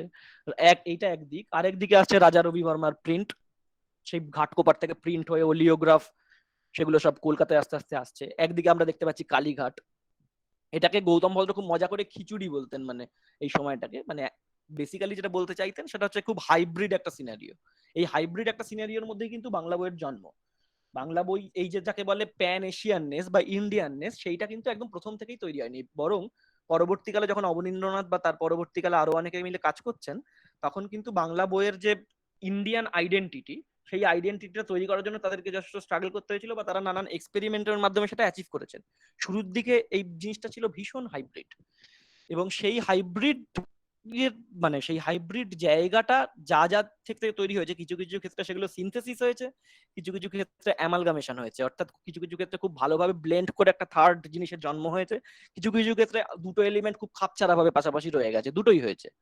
তার মধ্যে একটা তো কালীঘাট পট, আরো নানান জিনিস আছে, যেমন একটা একটা খুব প্রমিনেন্ট ভূমিকা ছিল কলকাতায় বটতলা রুটকাটের, যেটা কালীঘাট পট থেকে ডিরাইভ করে, তার এস্থেটিক্স ডিরাইভ করে, আরো নানান ইন্ডিভিজুয়ালিজম এবং আরো নানান জিনিস মিশে বটতলার উডকাটের যে ট্র্যাডিশন, সেইটা তৈরি হচ্ছে। পাশাপাশি লিথোগ্রাফের খুব ভয়ঙ্কর একটা ডমিনেন্স তৈরি হচ্ছে। নানান ক্যালকাটা আর্ট স্টুডিও,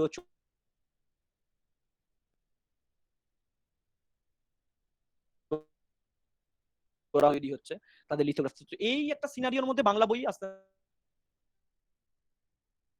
আস্তে হচ্ছে, এবং তার ভাষা, তার ল্যাঙ্গুয়েজ কি হবে, তার এস্থেটিক্যাল ফর্ম কি হবে, এইটা কিন্তু গোটাটা তৈরি হচ্ছে এই সময়টার মধ্যে। যার ভিজুয়াল ইমেজ বা গ্রাফিক্স বলতে যদি কিছু বোঝায়, সেগুলো হচ্ছে এইগুলো, এই এই এই ধরনের ইমেজ। এই সময় হ্যালহেডের এই যে বইটা, এই যে grammar of the Bengal language, এই বইটা যখন তৈরি হচ্ছে, এই বইয়ের তো ইলাস্ট্রেশন নেই। তারপরে 1916 সালে প্রথম বাংলা ইলাস্ট্রেটেড বই তৈরি হচ্ছে। সেই বইটার আমি ছবি পাইনি, আমি চেষ্টা করছিলাম জোগাড় করার, ছবি পাইনি। 1816 সালে, অর্থাৎ 19th সেঞ্চুরির একেবারে গোড়ার দিকে। সেই বইটার নাম হচ্ছে অন্নদামঙ্গল। সেখানে 16টা মেটাল এনগ্রেভিং ইমেজ ছাপা হচ্ছে। সেই ইমেজগুলোর ধরন একেবারেই এইরকম, এবং সেগুলোই কিন্তু কোনো মানে কোনো আর্টিস্ট বুক বা এই ধরনের কোনো কনসেপ্ট তো ছিলই না। এমনকি ইমেজের যে ব্যবহার, সেই বা ইমেজের যে ভূমিকা, সেটা একেবারেই ছিল বইয়ের শোভাবর্ধন এবং ইমেজকে কাজে লাগিয়ে বইয়ের বিক্রি যদি খানিকটা বাড়ে এইভাবে। কিন্তু তারও আরো কিছু বছর পরে অদ্ভুতভাবে একটা বই তৈরি হলো, বইটার নাম হচ্ছে হরিহর মঙ্গল। বইটা তৈরি হলো 2 বছর ধরে তৈরি হয়েছিল, 1830-31। সেই হরিহর মঙ্গল খুব ইন্টারেস্টিং একটা বই, সেই বইটারও ছবি নেই। হরিহর মঙ্গল, আমি ভাবছিলাম যে বাংলা বই আর্টিস্ট বুকের ইয়েটা শুরু করব কিভাবে, কোন বইয়ের এক্সাম্পল দিয়ে শুরু করবো। আমার মনে হলো হরিহর মঙ্গল দিয়ে শুরু করা খুব মূলত বর্ধমান রাজ পরিবার। এইটা কিন্তু বলতেই হবে যে বর্ধমান রাজ পরিবারের এবং বর্ধমান রাজাদের, তাদের প্রিন্টিং সম্বন্ধে ভয়ঙ্কর উৎসাহ ছিল। এখন যেখানে Bardhaman college, Bardhaman art college এবং বর্ধমানের যে ক্যাম্পাস, কলেজ ক্যাম্পাস, সেইখানে একটা প্রেস ছিল, তাদের নিজেদের প্রেস ছিল রাজাদের। সেই প্রেসটার নাম ছিল অধিরাজ যন্ত্র, সেই প্রেসটার নাম ছিল অধিরাজ।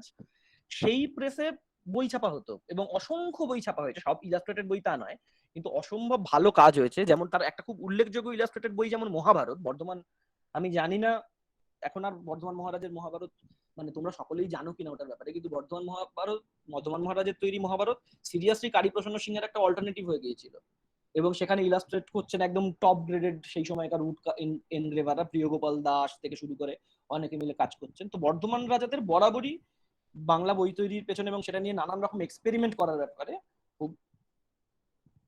খুব এনথুসিয়াজম ছিল, এবং তারা সেটা খুব মন দিয়ে করতেন কাজটা। তো তারা যেটা করলেন, তার প্রথম যে বইটার যে কথাটা বললাম হরিহর মঙ্গল, সেই হরিহর মঙ্গল খুব ইন্টারেস্টিং।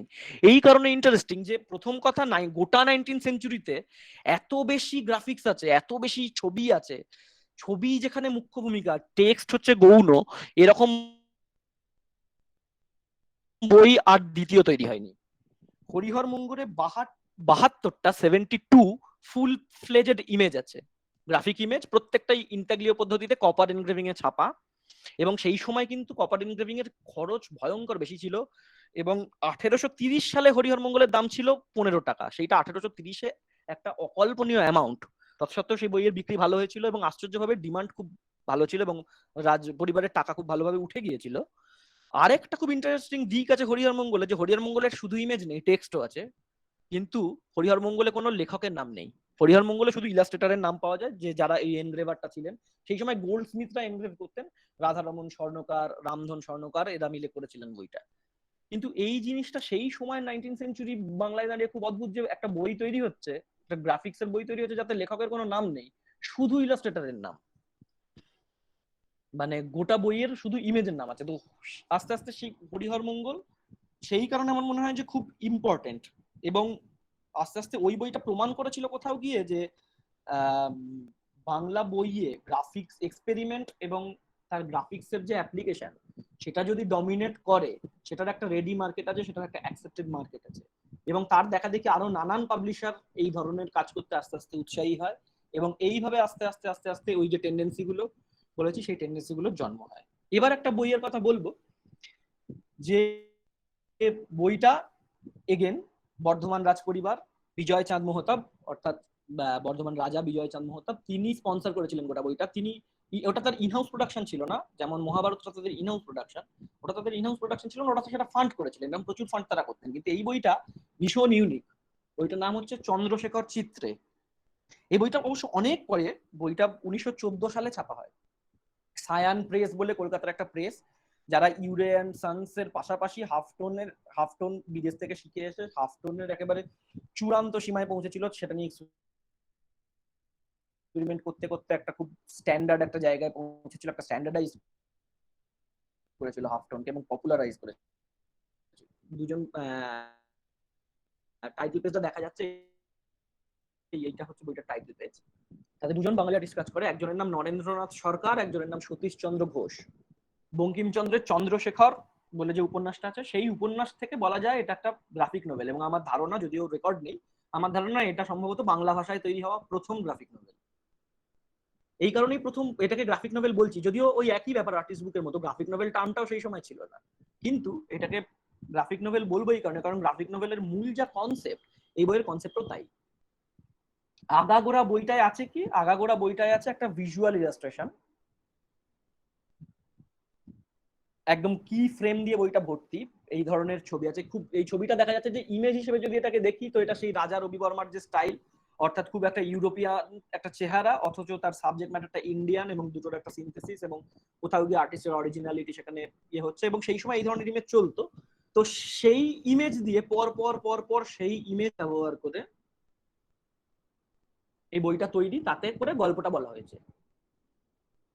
এই বইতে টেক্সটের ভূমিকা খুব সামান্য, এই বইতে একেবারেই টেক্সট নেই তা নয়। এই বইতে কিভাবে টেক্সট আছে যে এই বইয়ের প্রত্যেকটা পাতাই ছবি, এই বইয়ে কোনো আলাদা করে টেক্সটের কোনো পাতা নেই, এই বইয়ের প্রত্যেকটা পাতাই ছবি, একটা ছবি আর আরেকটা ছবির মাঝখানে একটা সেলোফেন পেপার আছে, একটা করে সেলোফেন পেপারের ইয়ে আছে, সেইখানে পেনে সেইখানে এক দু লাইন করে ছাপা হয়েছে যে পরের লাইনে পরের পাতায় কি ছবি আছে, মানে অর্থাৎ একটা ছবি, তার উপরে যদি সেলোফেন পেপারটা পড়ে, তো সেলোফেন পেপারটা যদি ট্রান্সলুসেন্ট হয়, সেক্ষেত্রে উপরের লেখাটা দেখা যাবে আর তার পেছনে ছবিটা দেখা যাবে, ছবিটা হালকা দেখা যাবে, তারপর উল্টালে গোটা ছবিটা। এক্ষেত্রে যে ন্যারেটিভ স্টাইলটা ব্যবহার করা হচ্ছে, সেটা কিন্তু অনেকটাই 1450 মতো, অর্থাৎ এক্ষেত্রে এটা একটা গ্র্যান্ড ন্যারেটিভ হিসেবে বইটাকে আমাদের দেখতে হবে, মানে এর আলাদা করে এই ছবিটার কোনো মানে নেই, বা এটাতে কোনো ন্যারেটিভ এস্টাবলিশ করছে না। হ্যাঁ, আলাদা করে তার নিজের একটা মানে আছে, যে একজন বসে আছেন, সম্ভবত তার স্ত্রী আরেকজন বসে আছেন, তাদের মধ্যে একটা আলোচনা হচ্ছে, একটা ঘর সেই সময়কার একটা সেট আপ, একটা আর্কিটেকচার দেখা যাচ্ছে, তার কিছু সাজেশন আছে, কিছু গয়নার সাজেশন আছে, কিছু মোটিভ আছে, ইত্যাদি আছে, কিন্তু গল্পটা কি, চন্দ্রশেখর কে কি, এটা কিন্তু বুঝতে গেলে গোটা বইটাকে সিকোয়েন্সে দেখতে হবে। কিন্তু সবচেয়ে ইন্টারেস্টিং এটা এই জায়গা থেকেই চন্দ্রশেখর চিত্রে, যে এর মধ্যে টেক্সটের ভূমিকা প্রায় নেই বললেই চলে, এই গোটা বইটাই কিন্তু এই ধরনের, এই যে একটা পাতা দেখা যাচ্ছে, এরকম একটা পাতা করে গোটা গল্পটা সাজানো হয়েছে। এবারে একটা বই দেখাই, খুব পপুলার হয়েছিল, যদিও মজার ব্যাপার হচ্ছে যে আচ্ছা, এগুলোকে কিন্তু আমি আর্টিস্ট বুক সরাসরি বলছি না, কিন্তু এগুলো আর্টিস্ট বুক তৈরি হওয়ার পেছনে যা নোশান, সেই নোশানগুলোকে প্রত্যেকটাকে কেটার করেছে। আবোল তাবোল সকলেই নিশ্চয়ই দেখেছে, সকলেই জানে, খুব ফেমাস একটা বই সুকুমার রায়ের। কিন্তু যে জিনিসটা দেখাবার জন্য আমি আবোল তাবোলটা এখানে রাখলাম, আমি রাখবো কিনা ভাবছিলাম, সেটা হচ্ছে যে আবোল তাবোলের এই ফরম্যাটটা কিন্তু পরিচিত নয়। এই যে ফরম্যাটে আজকাল আবোল তাবোল পাওয়া যায় না, বা একবারই ছাপা হয়েছে এই ফরম্যাটে, এই ফরম্যাট আবোল তাবোল সুকুমার রায়ের মৃত্যুর পরে ছাপা, পোস্থামাস পাবলিকেশন। সুকুমার রায় আগাগোড়া বইটার প্ল্যান করেছিলেন, ঠিক যেমন আর্টিস্ট বুক যা ডেফিনেশন দেয়, যে একজন আর্টিস্টের ফুল কন্ট্রোল এবং আগাগোড়া প্ল্যানিং, একদম কি হবে, কিভাবে হবে, একদম পুরোটা তৈরি করা, সেইটা কিন্তু আবোল তাবোল সুকুমার রায় করেছিলেন। পরবর্তীকালে সত্যজিৎ রায় যখন সিগনেট প্রেস থেকে 50-এর দশকে আবোল তাবোল রিপ্রিন্ট হয়ে বেরোয়, সেই সময় ফরম্যাটটাকে আমূল নিজের মতো বদলে দেন, এবং বদলে তার নিজের মতন তার অনুযায়ী ইমেজগুলোর প্লেসমেন্ট বদলান, লেখার স্পেসিং বদলান, তার কলম এরিয়ে বদলান, সমস্ত এস্থেটিক্সটাকে বদলান। আবোল তাবোলের মূল যে এডিশন, যেটা ইউরেয়ান সানসেট এডিশন, 1923 এডিশন, সেই এডিশনটা আগাগোড়া প্ল্যান ছিল সুকুমার রায়ের, এবং সেখানে আর এমন অনেক ইমেজ আছে যেগুলো পরবর্তীকালে আর ব্যবহার হয়নি, যেমন এই ইমেজটা দেখা যাচ্ছে, এইটা একটা হাফ টোনে ছাপা একটা ইমেজ, গানের ভুতোর ছবি। এই ইমেজটা কিন্তু পরবর্তীকালে আর ব্যবহার হয়নি। পরবর্তীকালে সত্যজিৎ রায় এই ইমেজটা অবলম্বনে একটা ইমেজ আঁকেন, যেটা লাইন ড্রয়িং এ আঁকেন, এবং যেটা পরবর্তীকালে লাইন ব্লকে ছাপা হয়। কিন্তু এই যে কালার ইমেজটা, এই ইমেজটা হারিয়ে গেছে, এই একটাই এডিশনে এই ইমেজটা রয়েছে। আবোল তাবোলের এই এডিশনটার ফরম্যাটটা খুব অদ্ভুত ছিল, ফরম্যাটটা ছিল পুঁথির মতো, অর্থাৎ নিচ থেকে উপর দিকে খোলা যায়, অর্থাৎ ডান দিক থেকে বাঁ দিকে নয়, নিচ থেকে উপর দিকে খোলা যায়। পরের ছবিটা দেখলে বোঝা যাবে এইটা হচ্ছে ফরম্যাট। খালি পুঁথির সঙ্গে তফাৎ হচ্ছে, পুঁথি প্রত্যেকটাই লুজলি বা দড়ি দিয়ে বাঁধা থাকতো অনেক ক্ষেত্রে, কিন্তু এক্ষেত্রে একটা এরকম বাইন্ডিং আছে। খুব ভালো করে দেখলে বোঝা যাবে যে এই যে স্পেস ডিভিশনটা, এই স্পেস ডিভিশনটা পরবর্তীকালে বদলে গেছে, কিন্তু এই যে মাথার উপরে ইলাস্ট্রেশন হবে, ইলাস্ট্রেশনের সাইজ কি হবে, তলার দিকে একটা টেল পিস থাকবে, টেল পিসের একটা সিলুয়েট, সেটা সাইজ কি হবে, লেখাগুলোর ডিভিশন কিভাবে হবে, এরকম ভাবে নামবে, তার পাশে আবার এরকম হবে, এই যে স্ট্রাকচারটা, এই যে একটা গোটা পেজ লেআউটের স্ট্রাকচার, এই পেজ লেআউটের স্ট্রাকচার কিন্তু আবল তাবলে পরবর্তীকালে পাওয়া যায় না, যেটা এডিশনটাই পাওয়া যায়। এবং এই প্ল্যানিংটা কিন্তু একেবারে নোশনের দিক দিয়ে একদম 100% আর্টিস্ট বুকের নোশনের সাথে মিলে যায়। সুকুমার রায় একদম ধরে ধরে ডামি বুক বানাচ্ছেন এবং ধরে ধরে একদম স্কেল দিয়ে মেপে মেপে ইঞ্চি ইঞ্চিতে এই গোটা প্ল্যানিংটা করছেন। তিনি লিখছেন, তিনি ছাপছেন, তিনি ছবি আঁকছেন, তিনি বাইন্ডিং করছেন, তিনি গোটাটা করছেন। যদিও এটা বেরিয়েছিল তার মৃত্যুর সামান্য কিছুদিন পর। ইলাস্ট্রেশনের কথা আবল তাবলের ইলাস্ট্রেশন নিয়ে প্রচুর কথা বলা হয়েছে, কিন্তু আবল তাবলের গ্রাফিক্স নিয়ে একটা কথা বলতে চাই, যেটা থেকে এই নোশনটা বোঝা যাবে যে এগুলোকে তো অনেকেই বলতে পারে যেটা তো ইলাস্ট্রেশন। এটা তো আমি যাকে টেক্সট ইমেজ রিলেশনশিপ বলছি সেখান থেকে ইলাস্ট্রেশনের থেকে কোথায় আলাদা? ইলাস্ট্রেশন বরাবর ট্রান্সলেট করে, একটা লেখা আছে, একটা কোনো কন্টেন্ট আছে যেটা লিখিত ফর্মে আছে, সেটাকে অনুবাদ করে ছবির ল্যাঙ্গুয়েজে, ছবির ভাষায় ট্রান্সলেট করে। অর্থাৎ দেখা যাচ্ছে যে একটা লোক দৌড়চ্ছে, লেখা আছে একটা লোক মাঠে দৌড়চ্ছে, ইলাস্ট্রেশন তার পাশে একটা ছবি আঁকলে একটা লোক মাঠে দৌড়চ্ছে। কিন্তু এই ইলাস্ট্রেশন বা এই ইমেজ সেই ট্রান্সলেট করা থেকে ভেঙে বেরিয়ে যাচ্ছে, কোথাও একটা বিয়ন্ডে যেতে চাইছে এবং সেটাকে ওভার পাওয়ার করছে।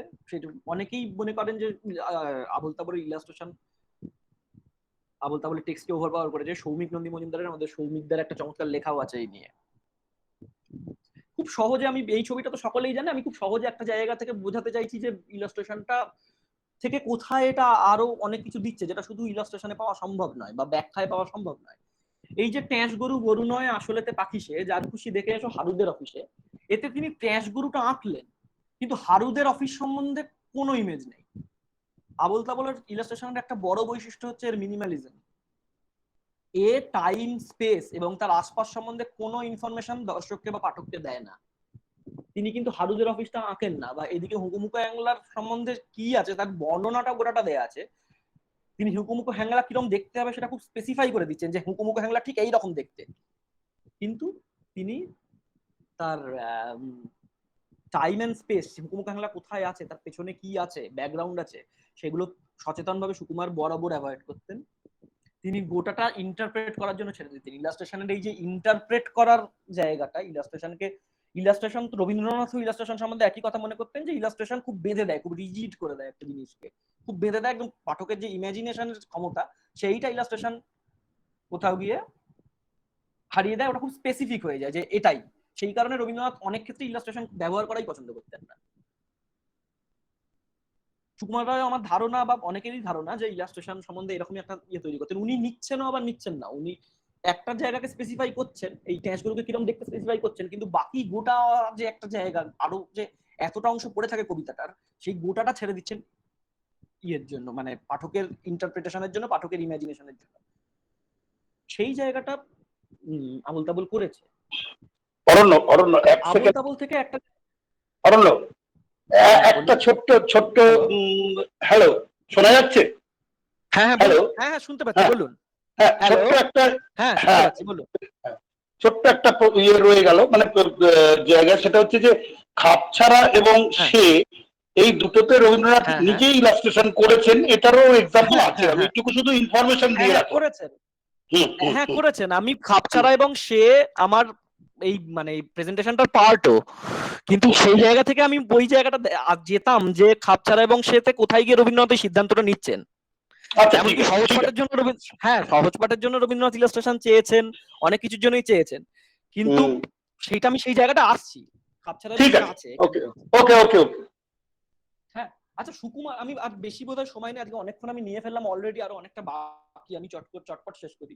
ব্যাপারটা হচ্ছে সুকুমার রায়ের কাছ থেকে আরেকটা জিনিসের শুরু হয়, সেটা হচ্ছে involvement of publication house in, আমি বলবো না আর্টিস্ট বুক মেকিং, কিন্তু এক্সপেরিমেন্টাল বুক মেকিং। সেই জায়গাটা কিন্তু সুকুমার রায়ের এই বইটা থেকে, বা এরকম আরো কিছু প্রোডাকশন হয়েছে, সব তো দেখানো সম্ভব নয়, সেইখান থেকে শুরু হচ্ছে এই যে ইনভলভমেন্ট। কারণ ইউরে অ্যান্ড সন্স প্রায় সেলফ পাবলিকেশন, কারণ ইউরে অ্যান্ড সন্স এর মালিকই সুকুমার, কিন্তু সব ক্ষেত্রে তো তা নয়। আর এইখান থেকে কিন্তু আস্তে আস্তে পাবলিকেশন হাউস তারা টেক ওভার করছে, সেই একটা জায়গা শুরু হলো এই ধরনের গ্রাফিক ওরিয়েন্টেড পিকচার বুক যাদেরকে বলা হতো, সেই পিকচার বুক এদের ওপর। সেইটা অনেকে নোটিস করলো এবং তার বিরুদ্ধে গিয়ে, বা তার বিরুদ্ধে আমি বলবো না, বিরুদ্ধে ঠিক না, কিন্তু সেটাকে কাউন্টার করে, সেটাকে চ্যালেঞ্জ করে অনেকে শুরু সাইমালটেনিয়াসলি কি করলেন, নিজে বই করছে, কেউ হয়তো 300 টাকা বই করছে, কেউ হয়তো 1000 করছে। এইভাবে একটা সময় শুরু হলো, যে সময় আর্টিস্ট বুক এবং এই সময় কিন্তু মোটামুটি আস্তে আস্তে আর্টিস্ট বুকের কনসেপ্ট, অ্যাটলিস্ট নামটা বা এরকম একটা যে করা যেতে পারে এরকম একটা ধারণা তৈরি হয়ে যাচ্ছে, আস্তে আস্তে আস্তে আস্তে শুরু হচ্ছে, সেইটা তৈরি করতে শুরু করলো। তার মধ্যে অন্যতম অগ্রণী অবশ্যই মুকুল দে। মুকুল দে জীবনে অসংখ্য আর্টিস্ট বুক তৈরি করেছেন এবং যেগুলো সব অর্থেই আর্টিস্ট বুক। তার আর্টিস্ট বুকের যা যা বৈশিষ্ট্য এই প্রথম ফিচার্সে দেখা যাচ্ছে, তার সমস্ত কিছু আছে। তার এডিশন নাম্বার আছে, সেগুলো সাইন্ড এডিশন, তার সেগুলো লিমিটেড এডিশন, সেটার মধ্যে অর্থোডক্স প্রিন্ট মেকিং মিডিয়ামের একদম সরাসরি ব্যবহার হচ্ছে, তার বাইন্ডিং নিয়ে এক্সপেরিমেন্ট হচ্ছে, তার নানান জিনিস নিয়ে এক্সপেরিমেন্ট হচ্ছে। তার দুটো বইয়ের ছবি এখানে রয়েছে, আমি খুব ডিটেলে যাচ্ছি না। 20 পোর্ট্রেটস আর 15 ড্রাই পয়েন্টস। 15 ড্রাই পয়েন্টস আরেকটা টেন্ডেন্সি শুরু করে। সেই টেন্ডেন্সিটা হচ্ছে এই 15 ড্রাই পয়েন্টস একটা 15 ড্রাই পয়েন্টস কোলাবোরেশন তৈরি করলো। এর আগে যেটা ছিল না, এর আগে ছিল কিন্তু খুব খুব মানে সেইভাবে আর্টিস্ট বুক ফর্ম করে যাচ্ছে, মানে সেটা একটা জনরা হিসেবে নিজেকে এস্টাবলিশ করে ফেলছে, তারপরেও সেখানে কোলাবোরেশন হচ্ছে, একটা কালেকটিভ অ্যাপ্রোচে সেটাকে দেখার চেষ্টা হচ্ছে, এই জায়গাটা ছিল না। কিন্তু 15 ড্রাই পয়েন্টসে মুকুল দে কোলাবোরেট করলেন একজনের সাথে, ভদ্রলোকের নাম হরীন্দ্রনাথ চট্টোপাধ্যায়। তিনি কোলাবোরেট করে কাজটা করলেন এবং এই বইগুলো খুব ছোট এডিশনে ছাপা, নিজেদের বাড়িতে ছাপা এবং সব ডাইরেক্ট মিডিয়ামে ছাপা। এর মধ্যে এই যে 15 ড্রাই পয়েন্টস নামেই বোঝা যাচ্ছে যে এই বইটা ড্রাই পয়েন্টে ছাপা এবং এর মধ্যে অরিজিনাল ড্রাই পয়েন্ট প্লেট ব্যবহার করা হচ্ছে। একটা এই ছবি ভালো পাইনি আমি, বোঝা যাচ্ছে যে এইগুলো কিন্তু অরিজিনাল ড্রাই পয়েন্ট ব্যবহার করছেন এবং সেগুলো তিনি বিতরণ করছেন। হ্যাঁ, এই সময় আরেকটা ধরনের বইয়ের ট্রেন্ড ছিল, সেটা হচ্ছে একটা অ্যালবাম কি ছিল, অ্যালবাম ধরুন রানীচন্দ্র অ্যালবাম বানাচ্ছেন, অনেকে এই সময়টা অ্যালবাম বানাচ্ছেন। এই 15 ড্রাই পয়েন্টস এই সময়টা হচ্ছে 1930s, লেট 30s। সেই সময় অ্যালবাম অনেকে বানাচ্ছেন, রানীচন্দ্র করছেন অ্যালবাম, অবনীন্দ্রনাথ অনেকে অ্যালবাম করছেন। অ্যালবাম ছিল যে নিজেদের কাজ সেটা ডিসপ্লে করার গ্যালারি ছাড়া একটা অল্টারনেটিভ একটা জায়গা, যেখানে পরপর আর্টিস্টের কাজ ছাপা হবে এবং সেটার একটা ডিস্ট্রিবিউশন হবে। কিন্তু 20 পোর্ট্রেট বা 15 ড্রাই পয়েন্টস এক অর্থে তাই, কিন্তু তার পাশাপাশি এটা কিন্তু কোনো ফোলিও নয়, এটা কিন্তু ফোলিও থেকে বেরিয়ে একেবারে একটা বইয়ের স্ট্রাকচার ব্যবহার করছে। তার টাইটেল পেজ আছে, তার ফ্লায়ার আছে, তার ব্লার্ব আছে, বইয়ের যা যা বইয়ের সঙ্গে জড়িয়ে একদম কমার্শিয়াল বইয়ের সাথে জড়িয়ে যা যা টার্ম হয় তার সমস্ত কিছুই কিন্তু এই বইগুলোর মধ্যে আছে। আরেকটা বইয়ের, এই বইটা যদিও 1947 এর পরের, তবু আমি কনটেক্সটে দেখাচ্ছি, এটা হচ্ছে ইন্ডিয়ান লাইফ অ্যান্ড লেজেন্ড, সেটাও মুকুলদের তৈরি, এচিং এ করা গোটা বইটা এবং একদম সরাসরি এচিং প্রিন্ট নিয়ে করা। এই বইয়ের বাইন্ডিংটা দেখা যাচ্ছে কিনা আমি জানি না, একদম চাইনিজ, একদম ট্র্যাডিশনাল চাইনিজ বাইন্ডিং এ বইটা ভাবা হচ্ছে, এইভাবে করা হচ্ছে, এরকম চলছিল। আরেকজন মুকুলদের পাশাপাশি একই সময় একই ধরনের কাজ করছেন, তিনি হচ্ছেন রমেন্দ্রনাথ চক্রবর্তী। তার কল অফ দ্য হিমালয়াস বইটা একেবারে আদর্শ এক্সাম্পল অফ আর্টিস্ট বুক এবং খুব ইন্টারেস্টিং যে এই সময় ইউরোপিয়ান ধারণাটা কিন্তু খুব ভালোভাবে মেটেরিয়ালাইজ করে গেছে বাংলায়। এবং এই লেখাগুলো থেকে তো বোঝা যায় যে কোন জিনিসটাকে তিনি হাইলাইট করছেন। দেখা যাবে যে আর্টিস্ট বুকের যে হাইলাইটিং ফ্যাক্টর, সেই হাইলাইটিং ফ্যাক্টর গুলো প্রত্যেকটা কিন্তু তিনি এখানে ব্যবহার করছেন। Call of the Himalayas with 25 wood engravings. হ্যাঁ, রমেন্দ্রনাথ চক্রবর্তী তিনি ব্যবহার করছেন এই বইটা। এবার এই হচ্ছে বইটা, দুটো পেজ এই বইটার মধ্যে ইমেজের ব্যবহার কিন্তু জাস্ট ইলাস্ট্রেশন হিসেবেই আসছে, যদিও সেগুলো অরিজিনাল উড ব্লকে ছাপা হচ্ছে, একদম অরিজিনাল উড ব্লকে ছাপা হচ্ছে, সেটা তিনি মেনশন করছেন। রবীন্দ্রনাথ চক্রবর্তী খুব পাওয়ারফুল গ্রাফিক আর্টিস্ট ছিলেন, শান্তিনিকেতন বেস, পরবর্তীকালে গভর্নমেন্ট আর্ট কলেজের প্রিন্সিপাল হন। এইরকম এক একটা পাতায় এক একটা ফুল ফ্লেজে রুট কাট, এবং তার সাথে তিনি একটা ট্যুর করেছিলেন, কেদারবদ্রী গিয়েছিলেন তিনি যখন কলা ভবনে পড়তেন। তার যে ব্যাচমেট ছিল, তার যে সতীর্থ ছিল তাদের সাথে, তার মধ্যে বিনয় কৃষ্ণ দেব বর্মন, ধীরেন কৃষ্ণ দেব বর্মন, বিনায়ক মাসজি এদের সাথে গিয়েছিলেন বদ্রীনাথের একটা ট্রিপে। সেই ট্রিপের একটা বর্ণনাটা খুব ছোট, গোটা বইটা 3 পাতায় টেক্সট, বাকি গোটাটা এই ধরনের ইলাস্ট্রেশন। এটা কোপাইয়ের একটা ছবি, কোপাইয়ের আশেপাশে। এইভাবে পরপর তিনি এক একটা করে উড ব্লক প্রিন্টের মাধ্যমে গোটা জার্নিটাকে দেখাচ্ছে। হ্যাঁ, যে এখান থেকে এই কোপাইতে তিনি গেলেন, কঙ্কালীতলা মেলায় গেলেন, কঙ্কালীতলা মেলার একটা ছবি আছে, তারপর সেখান থেকে ট্রেনে গেলেন, ট্রেনে করে বদ্রীনাথ গেলেন, করে এরকম গোটা জার্নিটা আবার তিনি আশ্রমে ফিরে এলেন। এইরকম ইন্টারেস্টিং ব্যাপার হচ্ছে দেখুন যে আস্তে আস্তে এই ধরনের টেন্ডেন্সি কিন্তু এখানে ঢুকে পড়ছে। Limited autograph edition of 200 only, signed by Ramendranath Chakraborty, সইটা অরিজিনাল। এইটাকে বিজ্ঞাপন করছেন, এইটাকে অ্যাডভার্টাইজ টেন্ডেন্সি। আরেকটা জিনিস এই বইতে লেখা আছে, সেটা হচ্ছে printed from original wood block by Indian photo engraving co and publish by S Saha. এই এস সাহা হচ্ছে শম্ভু সাহা, যিনি রবীন্দ্রনাথের ছবি তুলতেন, ইনি রবীন্দ্রনাথের বন্ধু ছিলেন, তিনি বইটা করেছিলেন। হ্যাঁ, এবং এই যে লেখাটা, এই লেখার মধ্যে অরিজিনাল কথাটা, আমি এই জায়গাটাকে হিন্ট করতে চাইছি একটু। এই যে অরিজিনাল উড ব্লক কথাটা, এটা ব্যবহার করার প্রয়োজন কি? এইটা ব্যবহার করার প্রয়োজন এই জন্য, এই যে অরা অফ দ্য অরিজিনালিটি, এই যে অরিজিনাল আর্ট ওয়ার্কের অরাটা, এটা যে জাস্ট একটা মেকানিক্যাল রিপ্রোডিউস বই নয়, এর যে উড ব্লক গুলো অরিজিনাল, সেটা যাতে পাঠকরা বা দর্শকরা কোনোভাবেই না গুলিয়ে ফেলেন, কোনোভাবেই যেন তারা এটাকে মনে না করেন যেটা একটা লাইন ব্লকে ছাপা বই, সেইটা উনি দাগিয়ে দিচ্ছেন, একদম পরিষ্কার লিখিত হরফে জানিয়ে দিচ্ছেন বইতে। এই যে ডিসিশন গুলো, এই যে স্ট্র্যাটেজি গুলো, এই স্ট্র্যাটেজি গুলো আস্তে আস্তে আস্তে আস্তে নোশন গুলোকে আরো চিজেলড করছে, আরো প্রো মার্কেট করছে এবং আরো আধুনিকতার দিকে নিয়ে যাচ্ছে। সেই সময় কিন্তু মডার্নিজম মুভমেন্ট খুব ভালোভাবে শান্তিনিকেতনে ঢুকে পড়েছে এবং বেঙ্গল স্কুল বা সেই সময়কার যে ইন্ডিভিজুয়ালিস্টিক প্র্যাকটিস হচ্ছে সেসব জায়গাতেও ঢুকে পড়েছে। গগনেন্দ্রনাথ ঠাকুর আরেকটু একই সময় কাছে। আচ্ছা, আমি একটা কথা বলতে ভুলে গেলাম, একটা কথা আমার ক্লারিফাই করে নেওয়া প্রয়োজন, যে আমি তো আর্টিস্ট বুক অফ নিয়ে বেঙ্গল নিয়ে কথা বলছি বা বাংলা আর্টিস্ট বুক নিয়ে কথা বলছি, তো এই বইটা তো ইংরেজি, তো অনেকের মনে হতে পারে যে কল অফ দ্য হিমালয়াস তো ইংরেজি বই, তো আমি কেন এখানে দেখাচ্ছি? আমি এটা এই কারণেই দেখাচ্ছি যে এই বইটার ভাষাটা ইংরেজি হলেও এই বইটার যে রেজোনেন্স আছে, এই বইটার যে সেন্সিবিলিটি, সেই সেন্সিবিলিটিটা কিন্তু গোটাটা খুব বাঙালি একটা সেন্সিবিলিটি, এটা বাঙালি মনন গোটা বইটাকে ডমিনেট করছে, এবং সেই রেজোনেন্স যে বইয়ের বাংলা, আমি সেই বইটাকেই মানে বেঙ্গল আর্টিস্ট বুকের ক্যাটাগরিতে ক্যাটাগরাইজ করেছি এবং ধরেছি। আচ্ছা, এরপর এইটা অনেকেই দেখেছেন, এটা খুব পপুলার এক্সাম্পল, তিনটে একটা ট্রিলজি তৈরি করেছিলেন, বিরূপ বজ্র, অদ্ভুত লোক, নবহুল্ল। হ্যাঁ, এই বইটা সম্বন্ধে অনেকেই জানেন। এই বইটা পরবর্তীকালে লালমাটি পুনঃপ্রকাশ করেছে, খুব ভালো চমৎকার রিপ্রোডিউস করে পুনঃপ্রকাশ করেছে। এই বইটা খুব famous, satirical cartoons, ক্যারিকেচার্স by Gaganendranath ঠাকুর। হ্যাঁ, এবং এই তো একেবারে একেবারে পিওর আর্টিস্ট বুক বলতে যা বোঝায়, কনসেপ্ট অনুযায়ী একেবারেই তাই। তিনি কি করছেন, সমাজের বিভিন্ন যে অসঙ্গতি, সমাজের যা যা লুপ হোল, সেই সময় তার দুটো দিক, একটা হচ্ছে সাহেবদের ডমিনেন্স এবং সাহেবদের সঙ্গে ইন্ডিয়ানদের যে কনফ্লিক্ট, সেই জায়গাটা। 2 নম্বর হচ্ছে এই যে নব্য কালচার, এই যে বাবু কালচার, সেই বাবু কালচারটাকে ব্যঙ্গ করছেন, এবং তার সাথে সাথে একই নারীদের যে কি খারাপ অবস্থা এবং নারী স্বাধীনতায়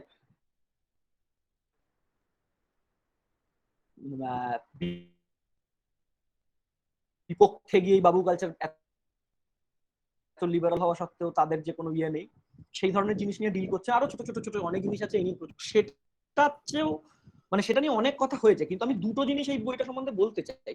একটা হচ্ছে যে এই বইটার গ্রাফিকের ধরনটা নিয়ে দেখাই যাচ্ছে নন ন্যারেটিভ, কিন্তু এক্ষেত্রে যে নন ন্যারেটিভ, এক্ষেত্রেও কিন্তু নন ন্যারেটিভ, এগুলো সিঙ্গেল ফ্রেম, কিন্তু এই যে নন ন্যারেটিভ আর চন্দ্রশেখর চিত্রের যে নন ন্যারেটিভ, দুটো নন ন্যারেটিভের তফাৎ আছে। এগুলো মোমেন্টারি ইমেজ, চন্দ্রশেখর চিত্রও মোমেন্টারি ইমেজ, কিন্তু এক্ষেত্রে একটা ইমেজ গোটা ছবির যে মানেটা সেটা কিন্তু একটা ফ্রেম দ্বারা বলে দিচ্ছে, খুব সহজে কমিউনিকেট করে দিচ্ছে, যেটা চন্দ্রশেখর কিন্তু একটা গ্র্যান্ড ন্যারেটিভের দিকে যেতে চাইছে, সেটা কিন্তু অবনীন্দ্রনাথের কাজ করে না। একটা ইমেজ দিয়েও গোটা ছবির বক্তব্যটা বুঝিয়ে দেয়। এই ছবির মানেটা কি বোঝার জন্য এর আগের 4টে ছবি বা পরের 4টে ছবি দেখার দরকার পড়ে না। এইটা একটা দিক। 2 নম্বর দিক হচ্ছে এর মিডিয়ামটা, ওই যে আমি বললাম যে মিডিয়ামটা যে চয়েস করছে গগনেন্দ্রনাথ, সেটা হচ্ছে লিথোগ্রাফ। এই চয়েসটার মধ্যে একটা পলিটিক্স আছে, সেই পলিটিক্সটা নিয়ে আমার মনে হয় কথা কম হয়, আমি দেখিনি খুব একটা কথা হচ্ছে, যে এই যে লিথোগ্রাফ ব্যবহার করা, এটা ইটসেলফ একটা পলিটিক্যাল জেস্চার। এই বইগুলো আর কিছু অনেক কিছুর সাথে সাথে একটা জিনিস তো করেছিল, যে এই মানে পলিটিক্যাল আর্ট এবং মানে আর্টকে পলিটিক্যাল টুল হিসেবে ব্যবহার করা, পলিটিক্যাল প্রপাগান্ডা হিসেবে ব্যবহার করা, সেটা যে যেতে পারে। এবং বইয়ের যে ফরম্যাট, বই আগেই বলেছি ইন্টিমেট ফরম্যাট, সেটা পাবলিক সার্কুলেশন হয়, সেটা মানুষের হাতে হাতে যায়, সেইখানে গিয়ে যে এই ধরনের ইমেজ তাদেরকে হার্ট করবে, তাদেরকে ডাইরেক্ট একদম ধাক্কা মারবে, এই যে জায়গাটা তৈরি হবে, সেইটা এই বইগুলো তৈরি করে বা রিডিফাইন করে। কিন্তু তার পাশাপাশি যেটা করে সেটা লিথোগ্রাফ বাছাটা, মানে একটা মিডিয়ামকে একটা সাবজেক্ট ম্যাটারের কনটেক্সটে বাছা, এই টেন্ডেন্সিটা এখন খুব পপুলার, কিন্তু এই টেন্ডেন্সিটা এককালে ছিল না। এই লিথোগ্রাফির কিন্তু ইটসেলফ একটা পলিটিক্যাল কনটেক্সট আছে। দমিয়ার থেকে শুরু করে লুত্রেক পর্যন্ত প্রত্যেকে লিথোগ্রাফিকে একটা পলিটিক্যাল বা একটা স্যাটারিক্যাল টুল হিসেবে দেখেছে। অবনীন্দ্রনাথ কি করছে, লিথোগ্রাফি, এই গগনেন্দ্রনাথ লিথোগ্রাফির সেই যে কনটেক্সটটা, সেই কনটেক্সটটাকে এখানে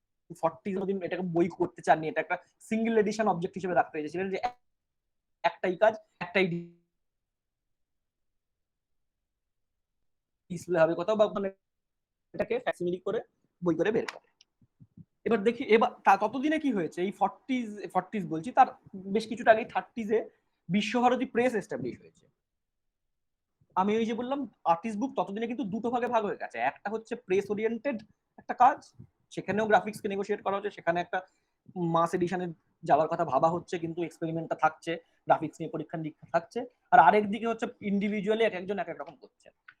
এতক্ষণ ওই ইন্ডিভিজুয়ালির দিকটা আমি জোর দিলাম, এবার একটু চট করে দেখে নিই প্রেস কি করছে। তার আগে অনেক প্রেস ছোট ছোট ছোট ছোট ভাবে আংশিক ভাবে করেছে, কিন্তু খুব ম্যাসিভলি যারা এই নিয়ে পরীক্ষা নিরীক্ষা শুরু করলো সেটা হচ্ছে রবীন্দ্রনাথ ঠাকুর এবং রবীন্দ্রনাথ ঠাকুরের বিশ্বভারতী গ্রন্থালয়। বিশ্বভারতী গ্রন্থালয়ের কিন্তু খুব মজার একটা জিনিস নিয়ে এলো, যে কনসেপ্টটা এর আগেও ছিল, ছোট ছোট বিক্ষিপ্ত ভাবে ছিল, কিন্তু তার কংক্রিট কোনো চেহারা ছিল না। সেই চেহারাটা হচ্ছে একটা কালেকটিভ চেহারা। ওই অনুপম চক্রবর্তী যে কথাটা বলেছেন যে বুক মেকিং এর একটা ফিল্ম ডিরেকশনের মতন একজন ডিরেক্টর থাকবেন এবং তার আন্ডারে অনেক ছোট ছোট ডিপার্টমেন্ট থাকবে, সেই ডিপার্টমেন্ট গুলো তাদের নিজেদের মতো করে কাজ করবেন এবং সমস্ত কাজ মিলিয়ে একটা ফাইনাল প্রোডাক্ট তৈরি হবে। এই যে একটা কোলাবোরেটিভ চেহারা, একটা কালেকটিভিটির চেহারা, সেই চেহারাটা বিশ্বভারতী প্রেস বা বিশ্বভারতী গ্রন্থালয় তারা শুরু করলো কিশোরী মোহন সাঁতরার নেতৃত্বে। কিশোরী মোহন সাঁতরা বুক মেকিং এর একেবারে গুলে খাওয়া একজন লোক, ভয়ঙ্কর, তিনি ভালো বুঝতেন এটা, এবং তার নেতৃত্বে নানান গুণীজন, মানে এই সময় সুশোভন অধিকারী বলছেন যে সেই সময় কতজন লোক যে এর সঙ্গে প্রত্যক্ষ এবং পরোক্ষভাবে যুক্ত ছিল, এবং তাদের সকলের আইডিয়ার একটা কালমিনেশন করে একটা প্রোডাকশন তৈরি হচ্ছে। এইটা কিন্তু বিশ্বভারতী প্রেস দেখলে বোঝা যায়, এবং এটা কিন্তু খুব সিগনিফিকেন্টও, তার কারণ আর্টিস্ট বুককে জেনারেলি আমরা এইভাবে দেখি না, এইভাবে বুঝি না, কিন্তু যদি বুঝতাম তাহলে সেক্ষেত্রে আমরা মানে এইটা বুঝতে পারতাম যে কালেকটিভ চেহারার যে ধরনটা, সেই ট্র্যাডিশনটা কিন্তু এতদিনে গিয়ে হয়তো একটা ইন্ডিয়ান যে সনাতনী ধরন শিল্পের, সেটা ফোক আর্টেই হোক, সেটা পট তৈরিতেই হোক, সেটা দশাবতার তৈরিতেই হোক, অথবা সেটা অজন্তাতেই হোক, অজন্তার যেখানে শিল্পীর ভূমিকাটা কাজে মুখ্য কিন্তু নামে মুখ্য নয়, এই জায়গাটা তৈরি হচ্ছে। যদি আমরা খুব খতিয়ে যদি দেখি এই যে বিচিত্রিতা বইটা বা অন্য বই, সেখানে যে নন্দলাল বসু এত কাজ করেছেন, আমরা যদি খুব খতিয়ে দেখি নন্দলাল বসুর এই ধরনের যা যা কাজ আছে তা সবই কোলাবোরেটিভ। নন্দলাল বসু একা হাতে কোনো কাজ করেননি। এমনকি শেষ জীবনে যখন সংবিধান তৈরি করছেন, ভারতের সংবিধান, সেই সংবিধান পর্যন্ত একটা কালমিনেশন, একটা কালেকটিভ প্রসেস। সংবিধান কিন্তু কারোর একার না। লোকে বলে যে নন্দলাল বসু সংবিধান তৈরি করেছেন, কিন্তু উনি একটা মাস্টার প্ল্যান করেছেন ঠিকই, কিন্তু সংবিধানে একটা ওয়ার্কশপের মতো করে কাজ হচ্ছে। এবার এই যে ওয়ার্কশপের মতো করে কাজ হবে একটা বই তৈরি ইয়েতে, এই জায়গাটা খুব নতুন, এবং এই জায়গাটা আমার মনে হয় যে অনেক ক্ষেত্রে এটা অত্যন্ত অ্যানার্কিক্যাল, কারণ তাহলে হয়তো মূল ডেফিনেশনটা বা ইউরোপিয়ান নোশনটা কোথাও গিয়ে চ্যালেঞ্জড হয়, কিন্তু সেইটা বিশ্বভারতী করছে, সব ক্ষেত্রেই করছে। যদি ধরা যায় কালোবাড়ি কি একা নন্দলাল বসুর নাকি একা রামকিঙ্কর? কালোবাড়ি অনেকের, ওটা একটা কোলাবোরেটিভ প্রজেক্ট, একটা ওয়ার্কশপ লাইক একটা টিম ওয়ার্ক, সেই জায়গাটা রয়েছে। বিচিত্রিতা এই ধরনের কাজের প্রথম কাজ 1933। বিচিত্রিতার মজাটা খুব অদ্ভুত, মানে এর আগে পর্যন্ত যা ছিল ইলাস্ট্রেশন বলতে লোকের ধারণা ছিল যে লেখক লেখেন, তার ছবি, তারপরে আর্টিস্ট আঁকেন, তারপরে দুটো মিলিয়ে বই হিসেবে বেরোয়। বিচিত্রিতা একেবারে তার উল্টো। বিচিত্রিতায় আর্টিস্টরা প্রথমে ছবি এঁকেছেন, লেখক সেইটা দেখে, লেখক অর্থাৎ রবীন্দ্রনাথ, তিনি ছবিগুলোর উপর ভিত্তি করে লেখা লিখেছেন। এবার এই জায়গাটা খুব প্রবলেমেটিক, তার কারণ ছবিগুলোর উপর ভিত্তি করে ছবি এঁকেছেন কথাটার আসলে মানে কথাটার খুব একটা মানে হয় না। তার কারণ ভিত্তি করেছেন মানে কি, মানে উনি কি ছবিগুলোকে লিখিত ফর্মে, টেক্সট ফর্মে ইলাস্ট্রেট করেছেন? না, তা করেননি। অনেক ক্ষেত্রেই বিচিত্রিতা বা বেশিরভাগ ক্ষেত্রেই বিচিত্রিতা ছবি এবং বিচিত্রিতার লেখা একেবারে আলাদা দুটো জিনিস। ছবি ছবির মতো এক্সিস্ট করে, লেখা লেখার মতো এক্সিস্ট করে। দুটোর মধ্যে কোনো, এমনকি অনেক ক্ষেত্রে দুটোর মধ্যে কোনো ভাবগত সিমিলারিটি পর্যন্ত নেই। হ্যাঁ, আরেকটা দিক আছে বিচিত্রিতার, যে মানে যেগুলো আবার ইউরোপিয়ান নোশনের সাথে খুব মেলে। বিচিত্রিতার, এবং সেটা বিশ্বভারতীর একটা বৈশিষ্ট্যই ছিল, সেটা খুব ইউনিক, সেটা হচ্ছে যে এই যে one of a kind single edition, একটা বইয়ের একটাই এডিশন হবে বা সেই রকম একটাই হবে, সেই রকম ভাবে বিশ্বভারতী প্রেস করলো কি, বা অনেকেই করেছেন পরবর্তীকালে, সেই সময় আর কেউ করেনি বাংলায়। সেটা হচ্ছে একই বইয়ের একই সংস্করণে প্রত্যেকটা কপি আলাদা আলাদা, অর্থাৎ একটা কপির সাথে আরেক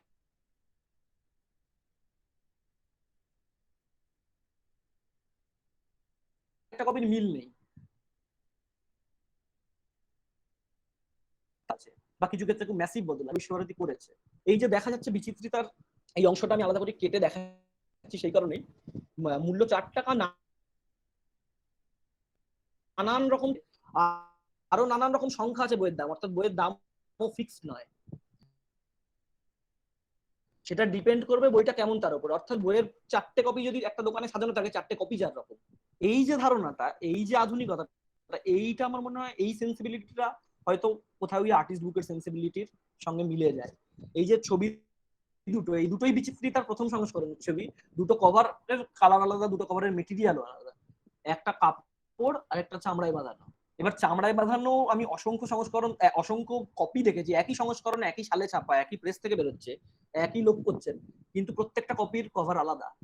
এবং এটা শুধু বিচিত্রিতা নয়, এটা পরবর্তীকালে বিশ্বভারতীর অনেক বইতেই হয়েছে, আমি টুক করে দেখিয়ে টুক করে দেখাচ্ছি। এই হচ্ছে মোটামুটি বিচিত্রিতার একটা চেহারা, যেখানে এই যে টেক্সট অংশটা সেটা ছবিকে বিন্দুমাত্র ফলো করেনি, ছবি টেক্সটকে একেবারে ফলো করেনি, দুটো দুটো স্বতন্ত্র সত্তা হিসেবে ব্যবহার করছে।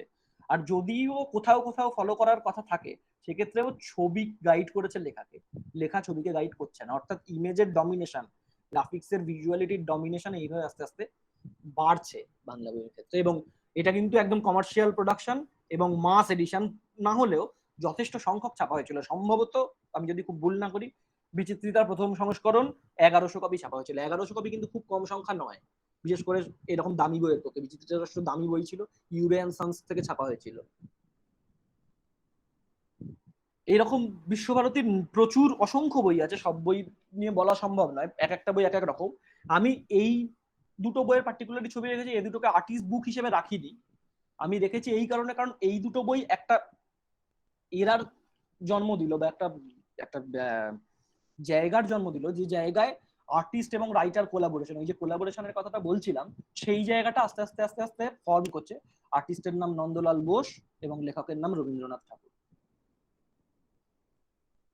সহজ পাঠ সকলেই আমরা পড়েছি, ছোটবেলায় পড়ি, সহজ পাঠ আর্টিস্ট বুকও নয়। কিন্তু সহজ পাঠ দেখলে দুটো জিনিস খুব চট করে আমি বলে নিই, বোঝা যায়। একটা জিনিস হচ্ছে কোথায় গিয়ে ইলাস্ট্রেশন টেক্সটের দাসত্ব করে না, ইলাস্ট্রেশন তার নিজের সেন্সিবিলিটিতে, নিজের কনভিকশনের উপর দাঁড়িয়ে থাকে, টেক্সট তার নিজের কনভিকশনের উপর দাঁড়িয়ে থাকে, কিন্তু দুটো কোথাও গিয়ে দুটোর সঙ্গে হারমোনাইজ করে, একটা রেজোনেন্স তৈরি করে। সেই রেজোনেন্সটা জন্ম দেয় গোটা পেজ লেআউটের, গোটা কম্পোজিশনের, গোটা গ্রাফিক্সের। এটা একটা দিক। 2 নম্বর ব্যাপার হচ্ছে গ্রাফিক আর্টিস্ট বুক সহজ পাঠ নয়, কিন্তু সহজ পাঠে এমন অনেক এলিমেন্ট আছে যেগুলো খুব সহজেই একটা আর্টিস্ট, পরবর্তীকালে একটা আর্টিস্ট বুকে ঢোকাবার জন্য বা একটা আর্টিস্ট বুকের ডিস্টিংগুইশেবল ফিচার তৈরি করার জন্য প্রচুর চেষ্টা হয়েছে। সহজ পাঠের যে দ্বিতীয় খণ্ড আছে, মানে পর্ব 2, সহজ পাঠ দ্বিতীয় ভাগ, সেই দ্বিতীয় ভাগে শুরুতে একটা 2 লাইনে একটা নোট আছে রবীন্দ্রনাথের দেয়া। সেই নোটটা হচ্ছে, সেই নোটটা সারমর্ম হচ্ছে, আমি প্যারাফ্রেজ করে বলছি, সেই নোটটা সারমর্ম হচ্ছে যে এই বইয়ে নন্দলাল বসু কর্তৃক অঙ্কিত প্রচুর লাইন ড্রয়িং রয়েছে বা রেখাচিত্র রয়েছে। সেই রেখাচিত্রকে বাচ্চারা চাইলে নিজেদের মনের মাধুরী মিশিয়ে রং রং পেন্সিলে করে ভরে বইটাকে রঙিন করতে পারে, আমরা শুধু রেখা দিয়ে ছেড়ে দিলাম। এই হচ্ছে তার সারমর্ম। এবার এই একটা লাইন এক চুটকিতে, এক লহমায় বইটাকে ইন্টারঅ্যাক্টিভ করে দিল। হ্যাঁ, আর গোটা বইটায় কিন্তু কোনো কোথাও কোনো ইঙ্গিত নেই যে বইটা কোনো ইন্টারঅ্যাক্টিভ একটা এক্সপেরিমেন্টাল বই হিসেবে তৈরি, তা কিন্তু নেই। কিন্তু এই একটা লাইন মুহূর্তে বইটাকে ইন্টারঅ্যাক্টিভ করে দিল। এবং ওই যে কোলাবোরেশনের যে শুটটা, যে জায়গাটা বিশ্বভারতী তৈরি করার বহুদিন ধরে চেষ্টা করছিল সেই সময় কিশোরী সাঁতরার তত্ত্বাবধানে, সেই জায়গাটা আরো ভালো করে বোঝা গেল। মনে রাখতে হবে যে সহজ পাঠের যে ফার্স্ট এডিশন বেরোচ্ছে, সেই ফার্স্ট এডিশনে কিন্তু নন্দলাল বোস তার অরিজিনাল লিনো ব্লক ব্যবহার করছে। সেটা কিন্তু পরবর্তীকালে যেমন লাইন ব্লক ব্যবহার করে ছাপা হচ্ছে, সেটাকে রিপ্রোডিউস ইয়ে করে, মানে ইলেকট্রোটাইপ করে কপি করে তারপরে সেখান থেকে মেটাল ফ্রেম বানিয়ে সেখান থেকে ছাপা হচ্ছে, তা কিন্তু ফার্স্ট এডিশন ছিল না। ফার্স্ট এডিশন ছিল অরিজিনাল লিনো ব্লকগুলোর ডাইরেক্ট ইমপ্রেশন। হ্যাঁ, এবং নন্দলাল বসু সেই সময় অত্যন্ত ফেমাস একজন আর্টিস্ট ছিলেন, অত্যন্ত গুরুত্বপূর্ণ শিল্পী ছিলেন, এবং তার কাজের কিন্তু অসম্ভব দাম ছিল। তিনি যে গান্ধী লিনো কাট করেছিলেন, সেই গান্ধী লিনো কাট ভালো দামে বিক্রি হতো। তিনি কি করলেন, প্রথমত একটা বাচ্চাদের বইয়ের জন্য তার অরিজিনাল লিনোগুলো দিয়ে দিলেন, বললেন এটা থেকে ছাপো। 2 নম্বর কথা, তিনি এত মানে কোলাবোরেশনে যাওয়ার জন্য এবং এই ইন্টারঅ্যাক্টিভ জায়গাটাকে প্রাধান্য দেওয়ার জন্য সেই আমলে সম্ভার, শিল্প সম্ভার দেখার পরে কিন্তু সেই সময়টা খুব ইউনিক একটা মুভ, যে নন্দলাল বসুর মতো একজন স্টলওয়ার্টের ছবির অরিজিনাল ব্লক ছাপা হবে, পারলে প্রায় তলায় সই করা এবার এপি লেখা বা এডিশন নাম্বার দেওয়া, তা হয়তো ছিল না। সেইটা একটা বাচ্চারা রং করবে, একটা বাচ্চারা সেই অরিজিনাল ব্লকের উপর ঘষে ঘষে রং করবে? অনেকের কাছে এটা তো জল্লাদের কথা।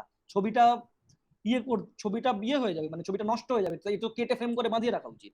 কিন্তু এই যে কেটে ফ্রেম করে বাঁধিয়ে রাখবো না, এই এই জায়গাটা, এবং এই একটা কালেক্টিভিটির দিকে যাব, এই একটা একটা খুব সহজ একটা চর্চার মধ্যে দিয়ে যাব, এই জায়গাটা কিন্তু কোথাও গিয়ে আর্টিস্ট বুককে অনেক আগে ইউরোপে লিবারেট করেছিল। তার গ্যালারির যে কনটেক্সট, তার ক্যাপিটালিজমের যে কনটেক্সট, তার এলিটিস্ট যে কনটেক্সট, সেই এলিটিস্ট কনটেক্সট থেকে সেই জায়গাটা একটা পাবলিকেশন হাউস হওয়া সত্ত্বেও কিন্তু বিশ্বভারতী ধরিয়ে দিয়ে গেল। নটরাজ রঙ্গশালাও প্রায় তাই একই রকম। এটা পরবর্তীকালে বই হয়ে বেরোয়, প্রথমে বিচিত্রায় বেরিয়েছিল এইভাবে। সেক্ষেত্রেও একই কম্বিনেশন, রবীন্দ্রনাথ ঠাকুর সেই লেখায় এবং রেখায় সেই নন্দলাল বোস। এক্ষেত্রে তার পেজ লেআউটটা, তার কম্পোজিশনটা, তার গ্রাফিক্সটা অন্যরকম, সেই ডিটেল আমি আর যাচ্ছি না। সেই কম্পোজিশনটা দেখলে এইটুকু বলতে পারি যে এইটা হয়তো কোথাও একটা প্রস্তুতি ছিল পরবর্তীকালে সংবিধানের জন্য। ভারতের সংবিধানের যে হাসিয়ার স্টাইল, হাসিয়া ফরম্যাট, যেটা পার্সিয়ান মিনিয়েচার বা পরবর্তীকালে মুঘল থেকে নেওয়া, সেইটার একটা কোথাও গিয়ে প্রস্তুতি পর্ব হয়তো নটরাজ থেকে শুরু হয়েছিল।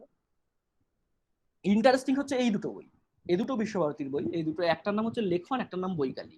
একটা কথা, একটা ফ্যাক্টরের মধ্যে ছিল যে এই printing of direct hand writing, সেই জায়গাটা এই লেখন এবং বৈকালীতে বোঝা যাবে। একটা খুব ভুল ধারণা আছে প্রচলিত যে আর্টিস্ট বুক মানেই বা বুক আর্ট মানেই কিন্তু তার মধ্যে ইমেজ থাকতেই হবে, এটা অনেকের মনে এই ধারণা আছে, কিন্তু এই ধারণাটা কিন্তু সব ক্ষেত্রে ঠিক নয়। হ্যাঁ, সব ক্ষেত্রে ঠিক নয়, কারণ প্রচুর উদাহরণ এরকম আর্টিস্ট বুক আছে যাতে একটাও ছবি নেই, এই দুটোই তাই।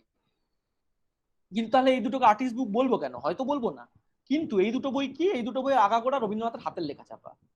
এই দুটো বই একটা জিনিস তৈরি করে, বইয়ের যে কনসেপ্ট, মানে বুক ক্রাফট বা বুক মেকিং অ্যাজ আ কনটেক্সট, সেক্ষেত্রে তো তার ফরম্যাট এবং তার অ্যাপ্রোচের যে জায়গাটা, সেই জায়গায় এই দুটো বই হিন্ট করে।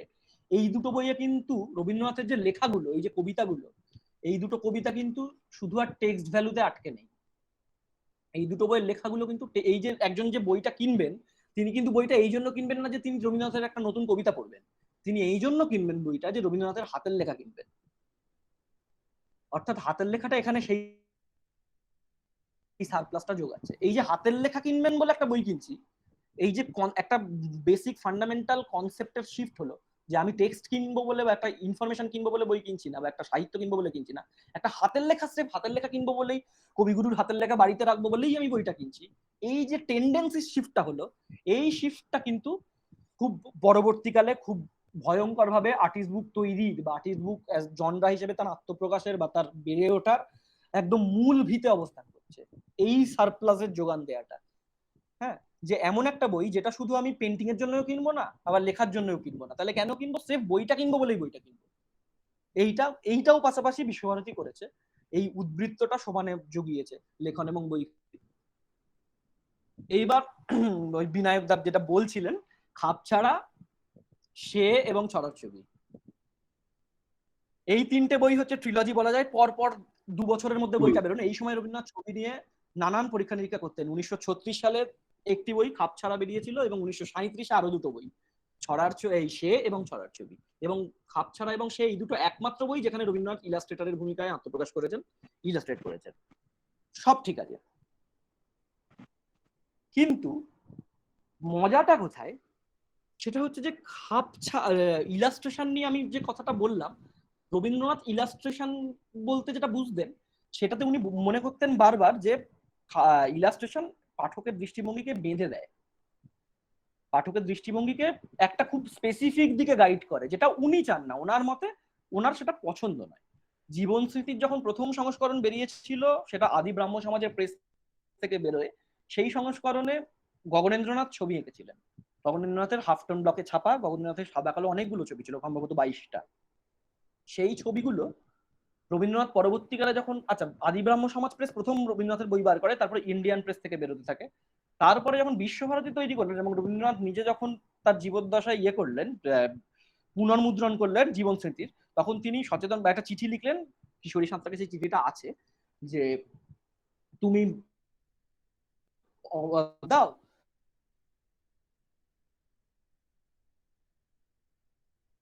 এই কারণে বা দাও, তার কারণে হাঁটছি। এই কোথাও কি ওই ছবিটাকে ওই ছবিগুলো কি করবে, কোথাও গিয়ে সেটাকে খুব এক পেশে করে দেবে, খুব একদম স্পেসিফিক করে দেবে, সেটা আমি চাইছি না। আর তাছাড়া আত্মজীবনী বলতে আমি যা বুঝি সেটা খুব প্রচলিত আত্মজীবনীর যে ধারণা সেটা তো নয়। আমি আত্মজীবনী বলতে কিছু ভিগনেটের মতো বুঝি, কিছু ছোট ছোট ঘটনা আলগোচে খুব আলতো ভাবে ছুঁয়ে যাবে আর কি। জাস্ট ছোট ছোট কিছু ঘটনা, কিছু মনে এলো, এইটা মনে হলো, তারপরে এটা মনে হলো, এরকম। এবার সেই ক্ষেত্রে খুব স্পেসিফিক কোথাও গিয়ে আমি খুব স্পেসিফিক হতে চাইছি না, আমি ওই অ্যাম্বিগুইটিটা রাখতে চাইছি। এইটা রবীন্দ্রনাথ করলেন। সেই রবীন্দ্রনাথ তার অনেক পরে 1936 সালে, তখন তিনি ফুল ফ্লেজেডে ছবি আঁকছেন, একদম পাকা চিত্রশিল্পী হয়ে উঠেছেন। সেই সময় 1936 সালে খাপছাড়ায় হাত দিলেন। খাপছাড়ায় রবীন্দ্রনাথের ছবিতে কি হয়েছে সেটার আগে আমি যে জিনিসটা বলছি, ওই যে কথাটা বললাম যে বিশ্বভারতী এত বড় ইউনিক একটা কাজ করেছিল যে বিশ্বভারতী একই এডিশনে, একই সংস্করণে এক একটা বই এক এক রকম করতো। এখানে আমি 3টে বইয়ের ছবি রেখেছি, 3টে খাপছাড়ার ছবি পাশাপাশি রেখেছি।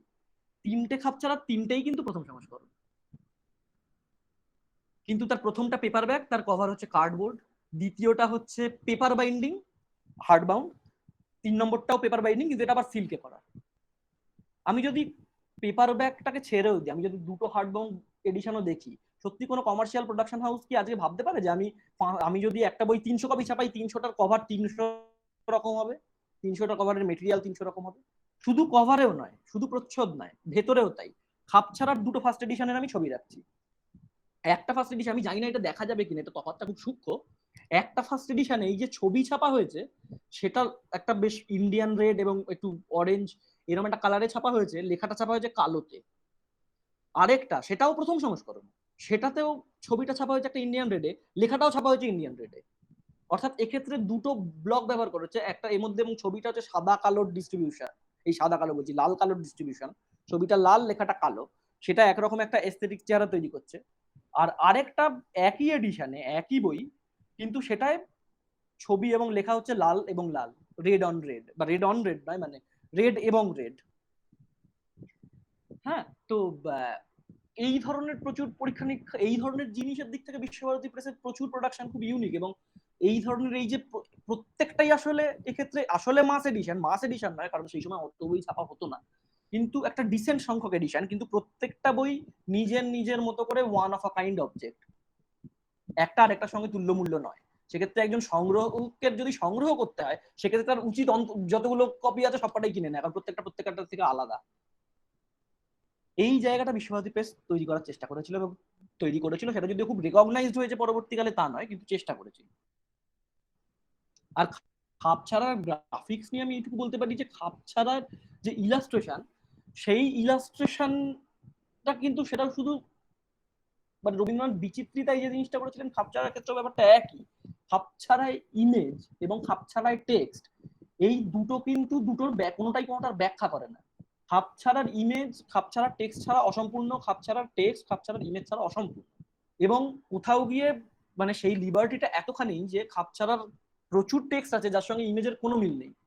এমনকি এরকমও ছবি খাপছাড়ায় রয়েছে যে খাপছাড়ায় একটি কম বয়সী পুরুষের কথা বলা হচ্ছে একটি কবিতায়, তার ইমেজটা হচ্ছে একজন মধ্যবয়সী একজন বয়স্ক লোকের। এবং তার একটা এই যে একটা গ্রাফিক্স এর বিজার জগৎ, এই যে একটা মানে গ্রাফিক্স কে রবীন্দ্রনাথ এক্ষেত্রে ইলাস্ট্রেশন হিসেবে দেখছেন না খাপছাড়ায় বা সেতে। আমার মনে হয় গ্রাফিক্স কে উনি যে হিসেবে দেখছেন সেটা হচ্ছে একটা দৃষ্টিভঙ্গি, যে লজিকে উনি জীবন স্মৃতির ক্ষেত্রে ইলাস্ট্রেশন বাদ দিতে বলেছিলেন যে স্পেসিফিক হয়ে যাবে এবং একটা ডাইরেকশনের দিকে নিয়ে যাওয়া হবে। খাপছাড়ায় হয়তো ছবি ব্যবহার করে অ্যাম্বিগুইটি আরো বাড়বে, তার মধ্যে যে অস্বচ্ছতা এবং তার যে ভাবনার পরিসর সেইটা আরো কোথাও গিয়ে বাড়বে, এবং সেইখানে গিয়ে সেটা ইলাস্ট্রেশন থাকবে না, সেটা গিয়ে একদম স্বতন্ত্র একটা আইডেন্টিক্যাল এন্টিটি হয়ে যাবে, যেটা বাদ দিলে আর খাপছাড়া টেক্সটের অর্ধেক জায়গাটাই চলে যাবে। শের ক্ষেত্রেও একই ব্যাপার, আমি আর ডিটেলে যাচ্ছি না। শের প্রথম সংস্করণ, দ্বিতীয় সংস্করণ, তৃতীয় সংস্করণ, 3টে কভার দেখাই যাচ্ছে, একেবারে 3 রকম। হাফ ক্লথ বাইন্ডিং ব্যবহার করা হচ্ছে প্রথম সংস্করণের আরেকটা, এটা বোধহয় এটা দ্বিতীয় সংস্করণের ছবি, কিন্তু প্রথম সংস্করণেরও অন্য এডিশনে এই হাফ ক্লথ বাইন্ডিং নেই, এই অন্য কপিতে হার্ড কট এই বাইন্ডিং নেই, তার বদলে সিম্পল পেপার ব্যাক বাইন্ডিং আছে। সে এখনকার কভার বদলে গেছে। এবং একই সঙ্গে আরেকটা যেটা হচ্ছে, ইলাস্ট্রেশন হিসেবে ব্যবহার করার ফলে রবীন্দ্রনাথ প্রচুর জিনিস ব্যবহার করছেন, মানে ইলাস্ট্রেশনকে কিভাবে দেখছেন সেটা বোঝাতে গেলে আমি আরেকটা উদাহরণ দিচ্ছি। শের একটা অংশে লেখা আছে একটা, আমি এরকম রয়েছে, এরকম পুপে দিদিকে গল্প বলছি, পুপে গল্প বলতে বলতে একটা লোক এসে বসে আছে এবং একটা মাঠঘাট পাহাড় রয়েছে। এই মর্মে একটা যে ছবিটা ব্যবহার করছেন সেটা হচ্ছে এই ছবিটা, যে ছবিটা একটা রবীন্দ্রনাথের ছবির যে সেই মিস্টিক একটা স্পিরিচুয়াল একটা মিস্টিক দিক, একটা সেই বিজার একটা মিস্টিক এলিমেন্ট, সেই এলিমেন্টটা তৈরি করছে যেটা কিন্তু লেখাটায় নেই। ফলে সেই ছবিটা আলাদা করে আর ওই লেখাটার ইলাস্ট্রেশন থাকছে না, কারণ এই ছবিটার কোনো উল্লেখ বা এই ছবিটায় যা যা দেখা যাচ্ছে তার বর্ণনা লেখাটার কোথাও নেই। দুঃখের বিষয় হচ্ছে একমাত্র প্রথম সংস্করণেই এই ছবিটা রয়েছে, এই ছবিটা পরবর্তীকালে দ্বিতীয় সংস্করণ থেকে বাদ হয়ে যায়। এরকম প্রচুর ছবি প্রথম সংস্করণে রয়েছে যে ছবিগুলো দ্বিতীয় সংস্করণ থেকে বাদ গেছে। ছড়ার ছবি আবার সেই নন্দলাল এবং রবীন্দ্রনাথের 3 নম্বর কোলাবোরেশন, কিন্তু ছড়ার ছবি ওইগুলোর থেকে একেবারে উল্টো। ছড়ার ছবির সহজ পাঠের ক্ষেত্রে রবীন্দ্রনাথ যেমন লিখেছেন সেই অনুযায়ী নন্দলাল ছবি আঁকেননি, কিন্তু নন্দলাল তারপরে ছবি এঁকেছেন। ছড়ার ছবিতে নন্দলাল ছবি এঁকেছেন এবং রবীন্দ্রনাথ লিখেছেন। তৎসত্ত্বেও মজাটা এইখানেই যে এই যে গ্রাফিক্স, এই গ্রাফিক্সের ধারণাটা দিচ্ছেন রবীন্দ্রনাথ, এবং শুধু রবীন্দ্রনাথ নয়, তার পাশাপাশি আরো অনেকে, যেমন কিশোরী মোহন সাঁতরা খুব অ্যাক্টিভলি পার্টিসিপেট করছেন, প্রভাত মোহন বন্দ্যোপাধ্যায় করছেন, অনেকেই করছেন, কীর্তিমোহন সেন করছেন, অনেকেই ছিলেন সেই সময় গ্রন্থন বিভাগের সাথে জড়িত। তখন অবশ্য গ্রন্থন বিভাগ নাম হয়নি, গ্রন্থালয় নাম ছিল, এটা পরবর্তীকালে হয়। কিন্তু গোটা ব্যাপারটাকে ওভার পাওয়ারিং ফ্যাক্টর কিন্তু সেই রবীন্দ্রনাথ। মানে আমায় যদি আজকে বলতে হয় যে ছড়ার ছবি কার বই, ছড়ার ছবিকে যদি একজনের নাম দিয়ে বলতে এটা কার বই, এটা কি রবীন্দ্রনাথের বই না এটা নন্দলালের বই, তাহলে কিন্তু কিন্তু একটু মুশকিলে পড়ে যেতে হবে। কারণ ছবিগুলো আঁকছেন নন্দলাল, তার ভিত্তিতে লিখছেন রবীন্দ্রনাথ। রবীন্দ্রনাথের লেখাটা কিন্তু ছড়ার ভিত্তিতে তৈরি হচ্ছে, এই ছবির ভিত্তিতে তৈরি হচ্ছে। কিন্তু রবীন্দ্রনাথ ডমিনেট করছে, এমনকি এতটাই ডমিনেট করছেন যে ছড়ার ছবির একটা খুব ইন্টারেস্টিং পাতা, এই পাতাটা, আধবুড়ো এই মানুষটি মোর নয় চেনা, একলা বসে ভাবছে কিংবা ভাবছে না, মুখ দেখে ওর সেই কথাটাই ভাবছি, মনে মনে আমি যে ওর মনের মধ্যে নাবছি। এতটাই ডমিনেট করছে এই লেখাটা যে লিখছেন রবীন্দ্রনাথ লিখছেন, তার আগে যে নন্দলাল ছবিটা এঁকেছেন সেই ছবিটার পোর্ট্রেটটা কিন্তু একেবারে রবীন্দ্রনাথের মতন। একজন তার ফিচারটা, এমনকি তার মানে বসে থাকার স্টাইল টাইলও অনেকে বলেন যেটা একেবারেই রবীন্দ্রনাথের। আর একটা প্রেস দিয়ে আমি আলোচনাটা শেষ করবো, আমি অনেকক্ষণ সময় নিয়ে নিলাম, অনেকক্ষণ সময় নিয়ে নিলাম। আরেকটা জিনিস, একটা ছোট প্রেসের কথা বলে শেষ করব, যে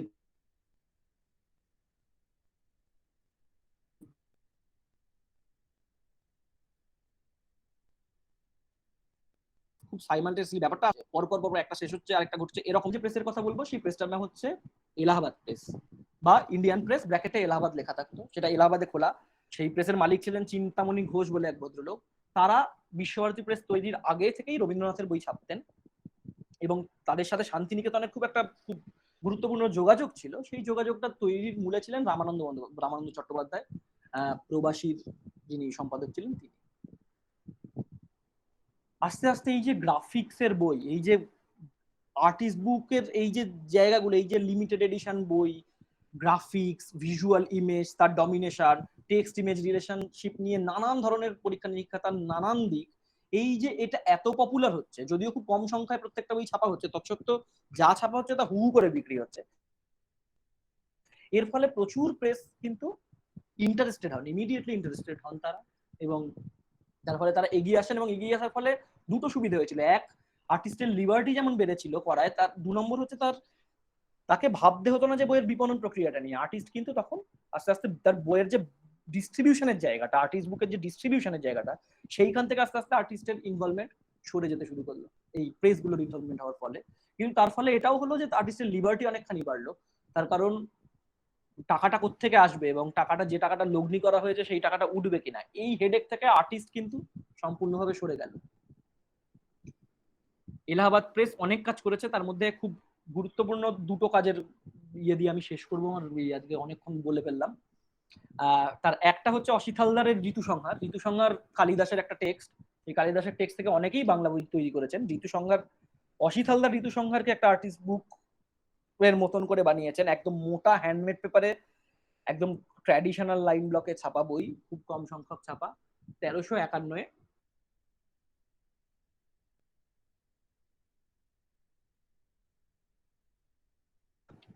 প্রত্যেকটা পাতাই এইরকম।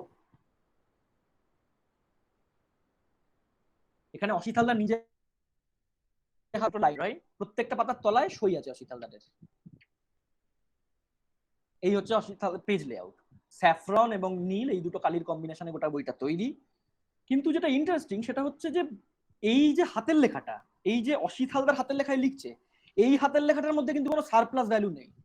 লেখনের ক্ষেত্রে যে হাতের লেখা একটা উদ্বৃত্ত ভ্যালু দিচ্ছিল, যে লোকে লেখনটা কিনবে, তার কারণই হচ্ছে বইটা হাতের লেখায় ছাপা। রবীন্দ্রনাথের লেখা পড়বে বলে কিনবে তা নয়, তার মধ্যে ওটা একটা সুভেনিয়ার হিসেবে কিনবে, যে রবীন্দ্রনাথের একটা লেখা, সেটা আমি বাড়িতে রেখে দেবো, রিজার্ভ করে রাখবো। অসিত হালদারের কিন্তু হাতের লেখাটা সেই, অর্থাৎ একই জিনিস, একই এলিমেন্ট, একই উপাদান দু জায়গায় বা 5 জায়গায় 5 রকম ভাবে প্রতিভাত হচ্ছে। হ্যাঁ, এবং এক্ষেত্রে লেখাটা একেবারেই ক্যালিগ্রাফি। রবীন্দ্রনাথের হাতের লেখাটা কিন্তু নিজের হাতের লেখা, অসিত হালদার কিন্তু বইটা যাতে সুন্দর হয় সেই জন্য তার মধ্যে ক্যালিগ্রাফিক যে এলিমেন্ট, ক্যালিগ্রাফিক যে কোয়ালিটি, তার একটা জায়গা নিয়ে আসছেন, এই যে এই ধরনের ডিজাইন করছেন। লেখন কিন্তু একটা ডায়েরিকে মিমিক করে, লেখন বা বৈকালি। ওটা এতটাই খুব ভালোভাবে ছাপা হয়েছিল এবং এমন ভাবে তৈরি যে যদি বইটা খোলা থাকে দুম করে, লোকে মনে হবে রবীন্দ্রনাথের একটা ডায়েরি, একটা পাণ্ডুলিপি দেখছি, যার মধ্যে রবীন্দ্রনাথের হাতের লেখা আছে, তার মধ্যে কাটাকুটি আছে, রবীন্দ্রনাথ স্ক্রিবিল করেছেন, একটা জায়গায় কেটে দিয়েছেন, সেগুলো ছাপা হয়েছে অ্যাজ ইট ইজ, রবীন্দ্রনাথের একটা ডায়েরির মতন।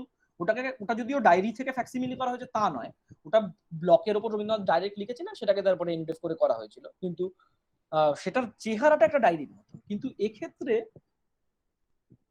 কিন্তু ওই কাটাকুটি বা একটা ডায়েরি হিসেবে প্রেজেন্ট করার কোনো জায়গাই নেই, এক্ষেত্রে ব্যাপারটার মানেটাই অন্য। এটা কিন্তু তৈরি হচ্ছে একেবারে এস্থেটিক্স পারপাসে। এস্থেটিক্যালি অসিত হালদার হাতের লেখাটাকে অ্যাকসেপ্ট করছেন এবং কম্পোজ টাইপফেসটাকে রিজেক্ট করছেন বা টাইপফেসটাকে সরিয়ে রাখছেন।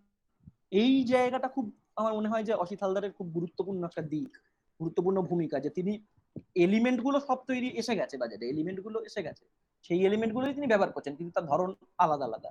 এখানে কোথাও কাটাকুটি নেই, এখানে কোথাও রবীন্দ্রনাথের লেখা জড়িয়ে গেছে সেইখানে, এটা কিন্তু একেবারেই আসছে, আর কোনো কারণ নেই, এবং এর কোনো কনটেক্সটও নেই। এখানে কেন হাতের লেখা থাকবে তার কিন্তু কোনো কনসেপচুয়াল কনটেক্সট যাকে বলে তা নেই, কোনো কনসেপচুয়াল ভিত্তি নেই। ভিত্তিটা কিসের? ভিত্তিটা এস্থেটিক্সের। তার মনে হচ্ছে যে এই হাতের লেখাটা দিলে একটা পেজ লেআউট, একটা নতুন জায়গা তৈরি করবে, একটা অন্য ধরনের একটা স্ট্রাকচার দেবে ব্যাপারটাকে, তার এই যে ভিজুয়াল যে প্যারামিটার বা ভিজুয়াল পেরিফেরি, সেইটা অন্যরকম দেখতে হবে। সেই জায়গা থেকে হয়তো অসিত হালদার এরকম একটা ডিসিশন নিচ্ছেন। মেঘদূতে তা তিনি করেননি। মেঘদূত আরেকটা বই যেটা এইরকম, যেটা খুব হাতের লেখা নয়, সেখানে উনি আবার টাইপফেস ব্যবহার করছেন, তার সাথে সাথে এক্ষেত্রে যেমন ব্লকে ছাপা, মানে লাইন ব্লকে ছাপা হ্যান্ড ড্রয়িং ব্যবহার করতেন, মেঘদূতে তিনি ব্যবহার করেছিলেন halftone image, 4 colour halftone block. সেখানে তিনি মেঘদূতের ইমেজ ইলাস্ট্রেট করছেন এবং এইরকম একটা চেহারায় যাচ্ছে এই ইন্ডিয়ান প্রেস থেকে ছাপা অসিত হালদারের বইগুলো।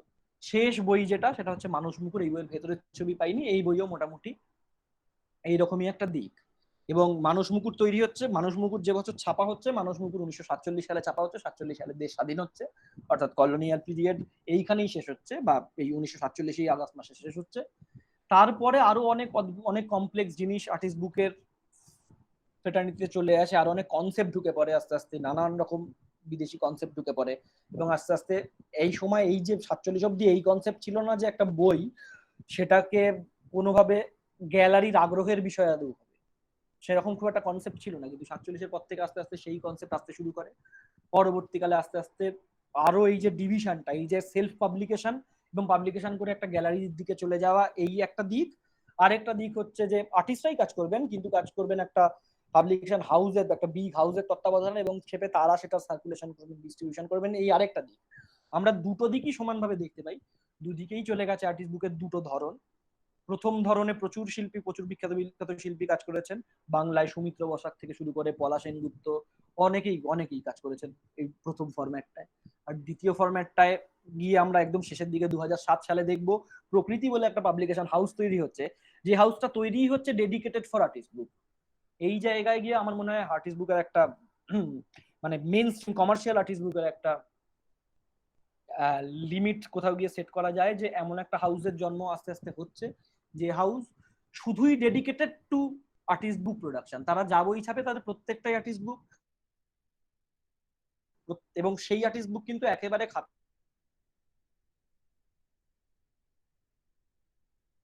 ছাপানোর 100 কপি, 100 বেশি ছাপা হতো না, প্রত্যেকটা বই 100 কপি করে ছাপা হতো। প্রত্যেকটা বই কোনো ট্র্যাডিশনাল কোনো না কোনো মাধ্যম বেছে ছাপা হতো, কোনোটা হয়তো উডকাট, কোনোটা হয়তো পেপার বোর্ড প্রিন্ট করা, কোনোটা হয়তো ব্লক, এই ধরনের মাধ্যম, নানান ধরনের বাইন্ডিং, নানান রকম বাইন্ডিং এক্সপেরিমেন্ট হতো, যা যা হতো সেই জায়গায় গিয়ে কমার্শিয়াল আর্টিস্ট বুক একটা নতুন জায়গা তৈরি করলো। ঠিক আছে, থ্যাংক ইউ।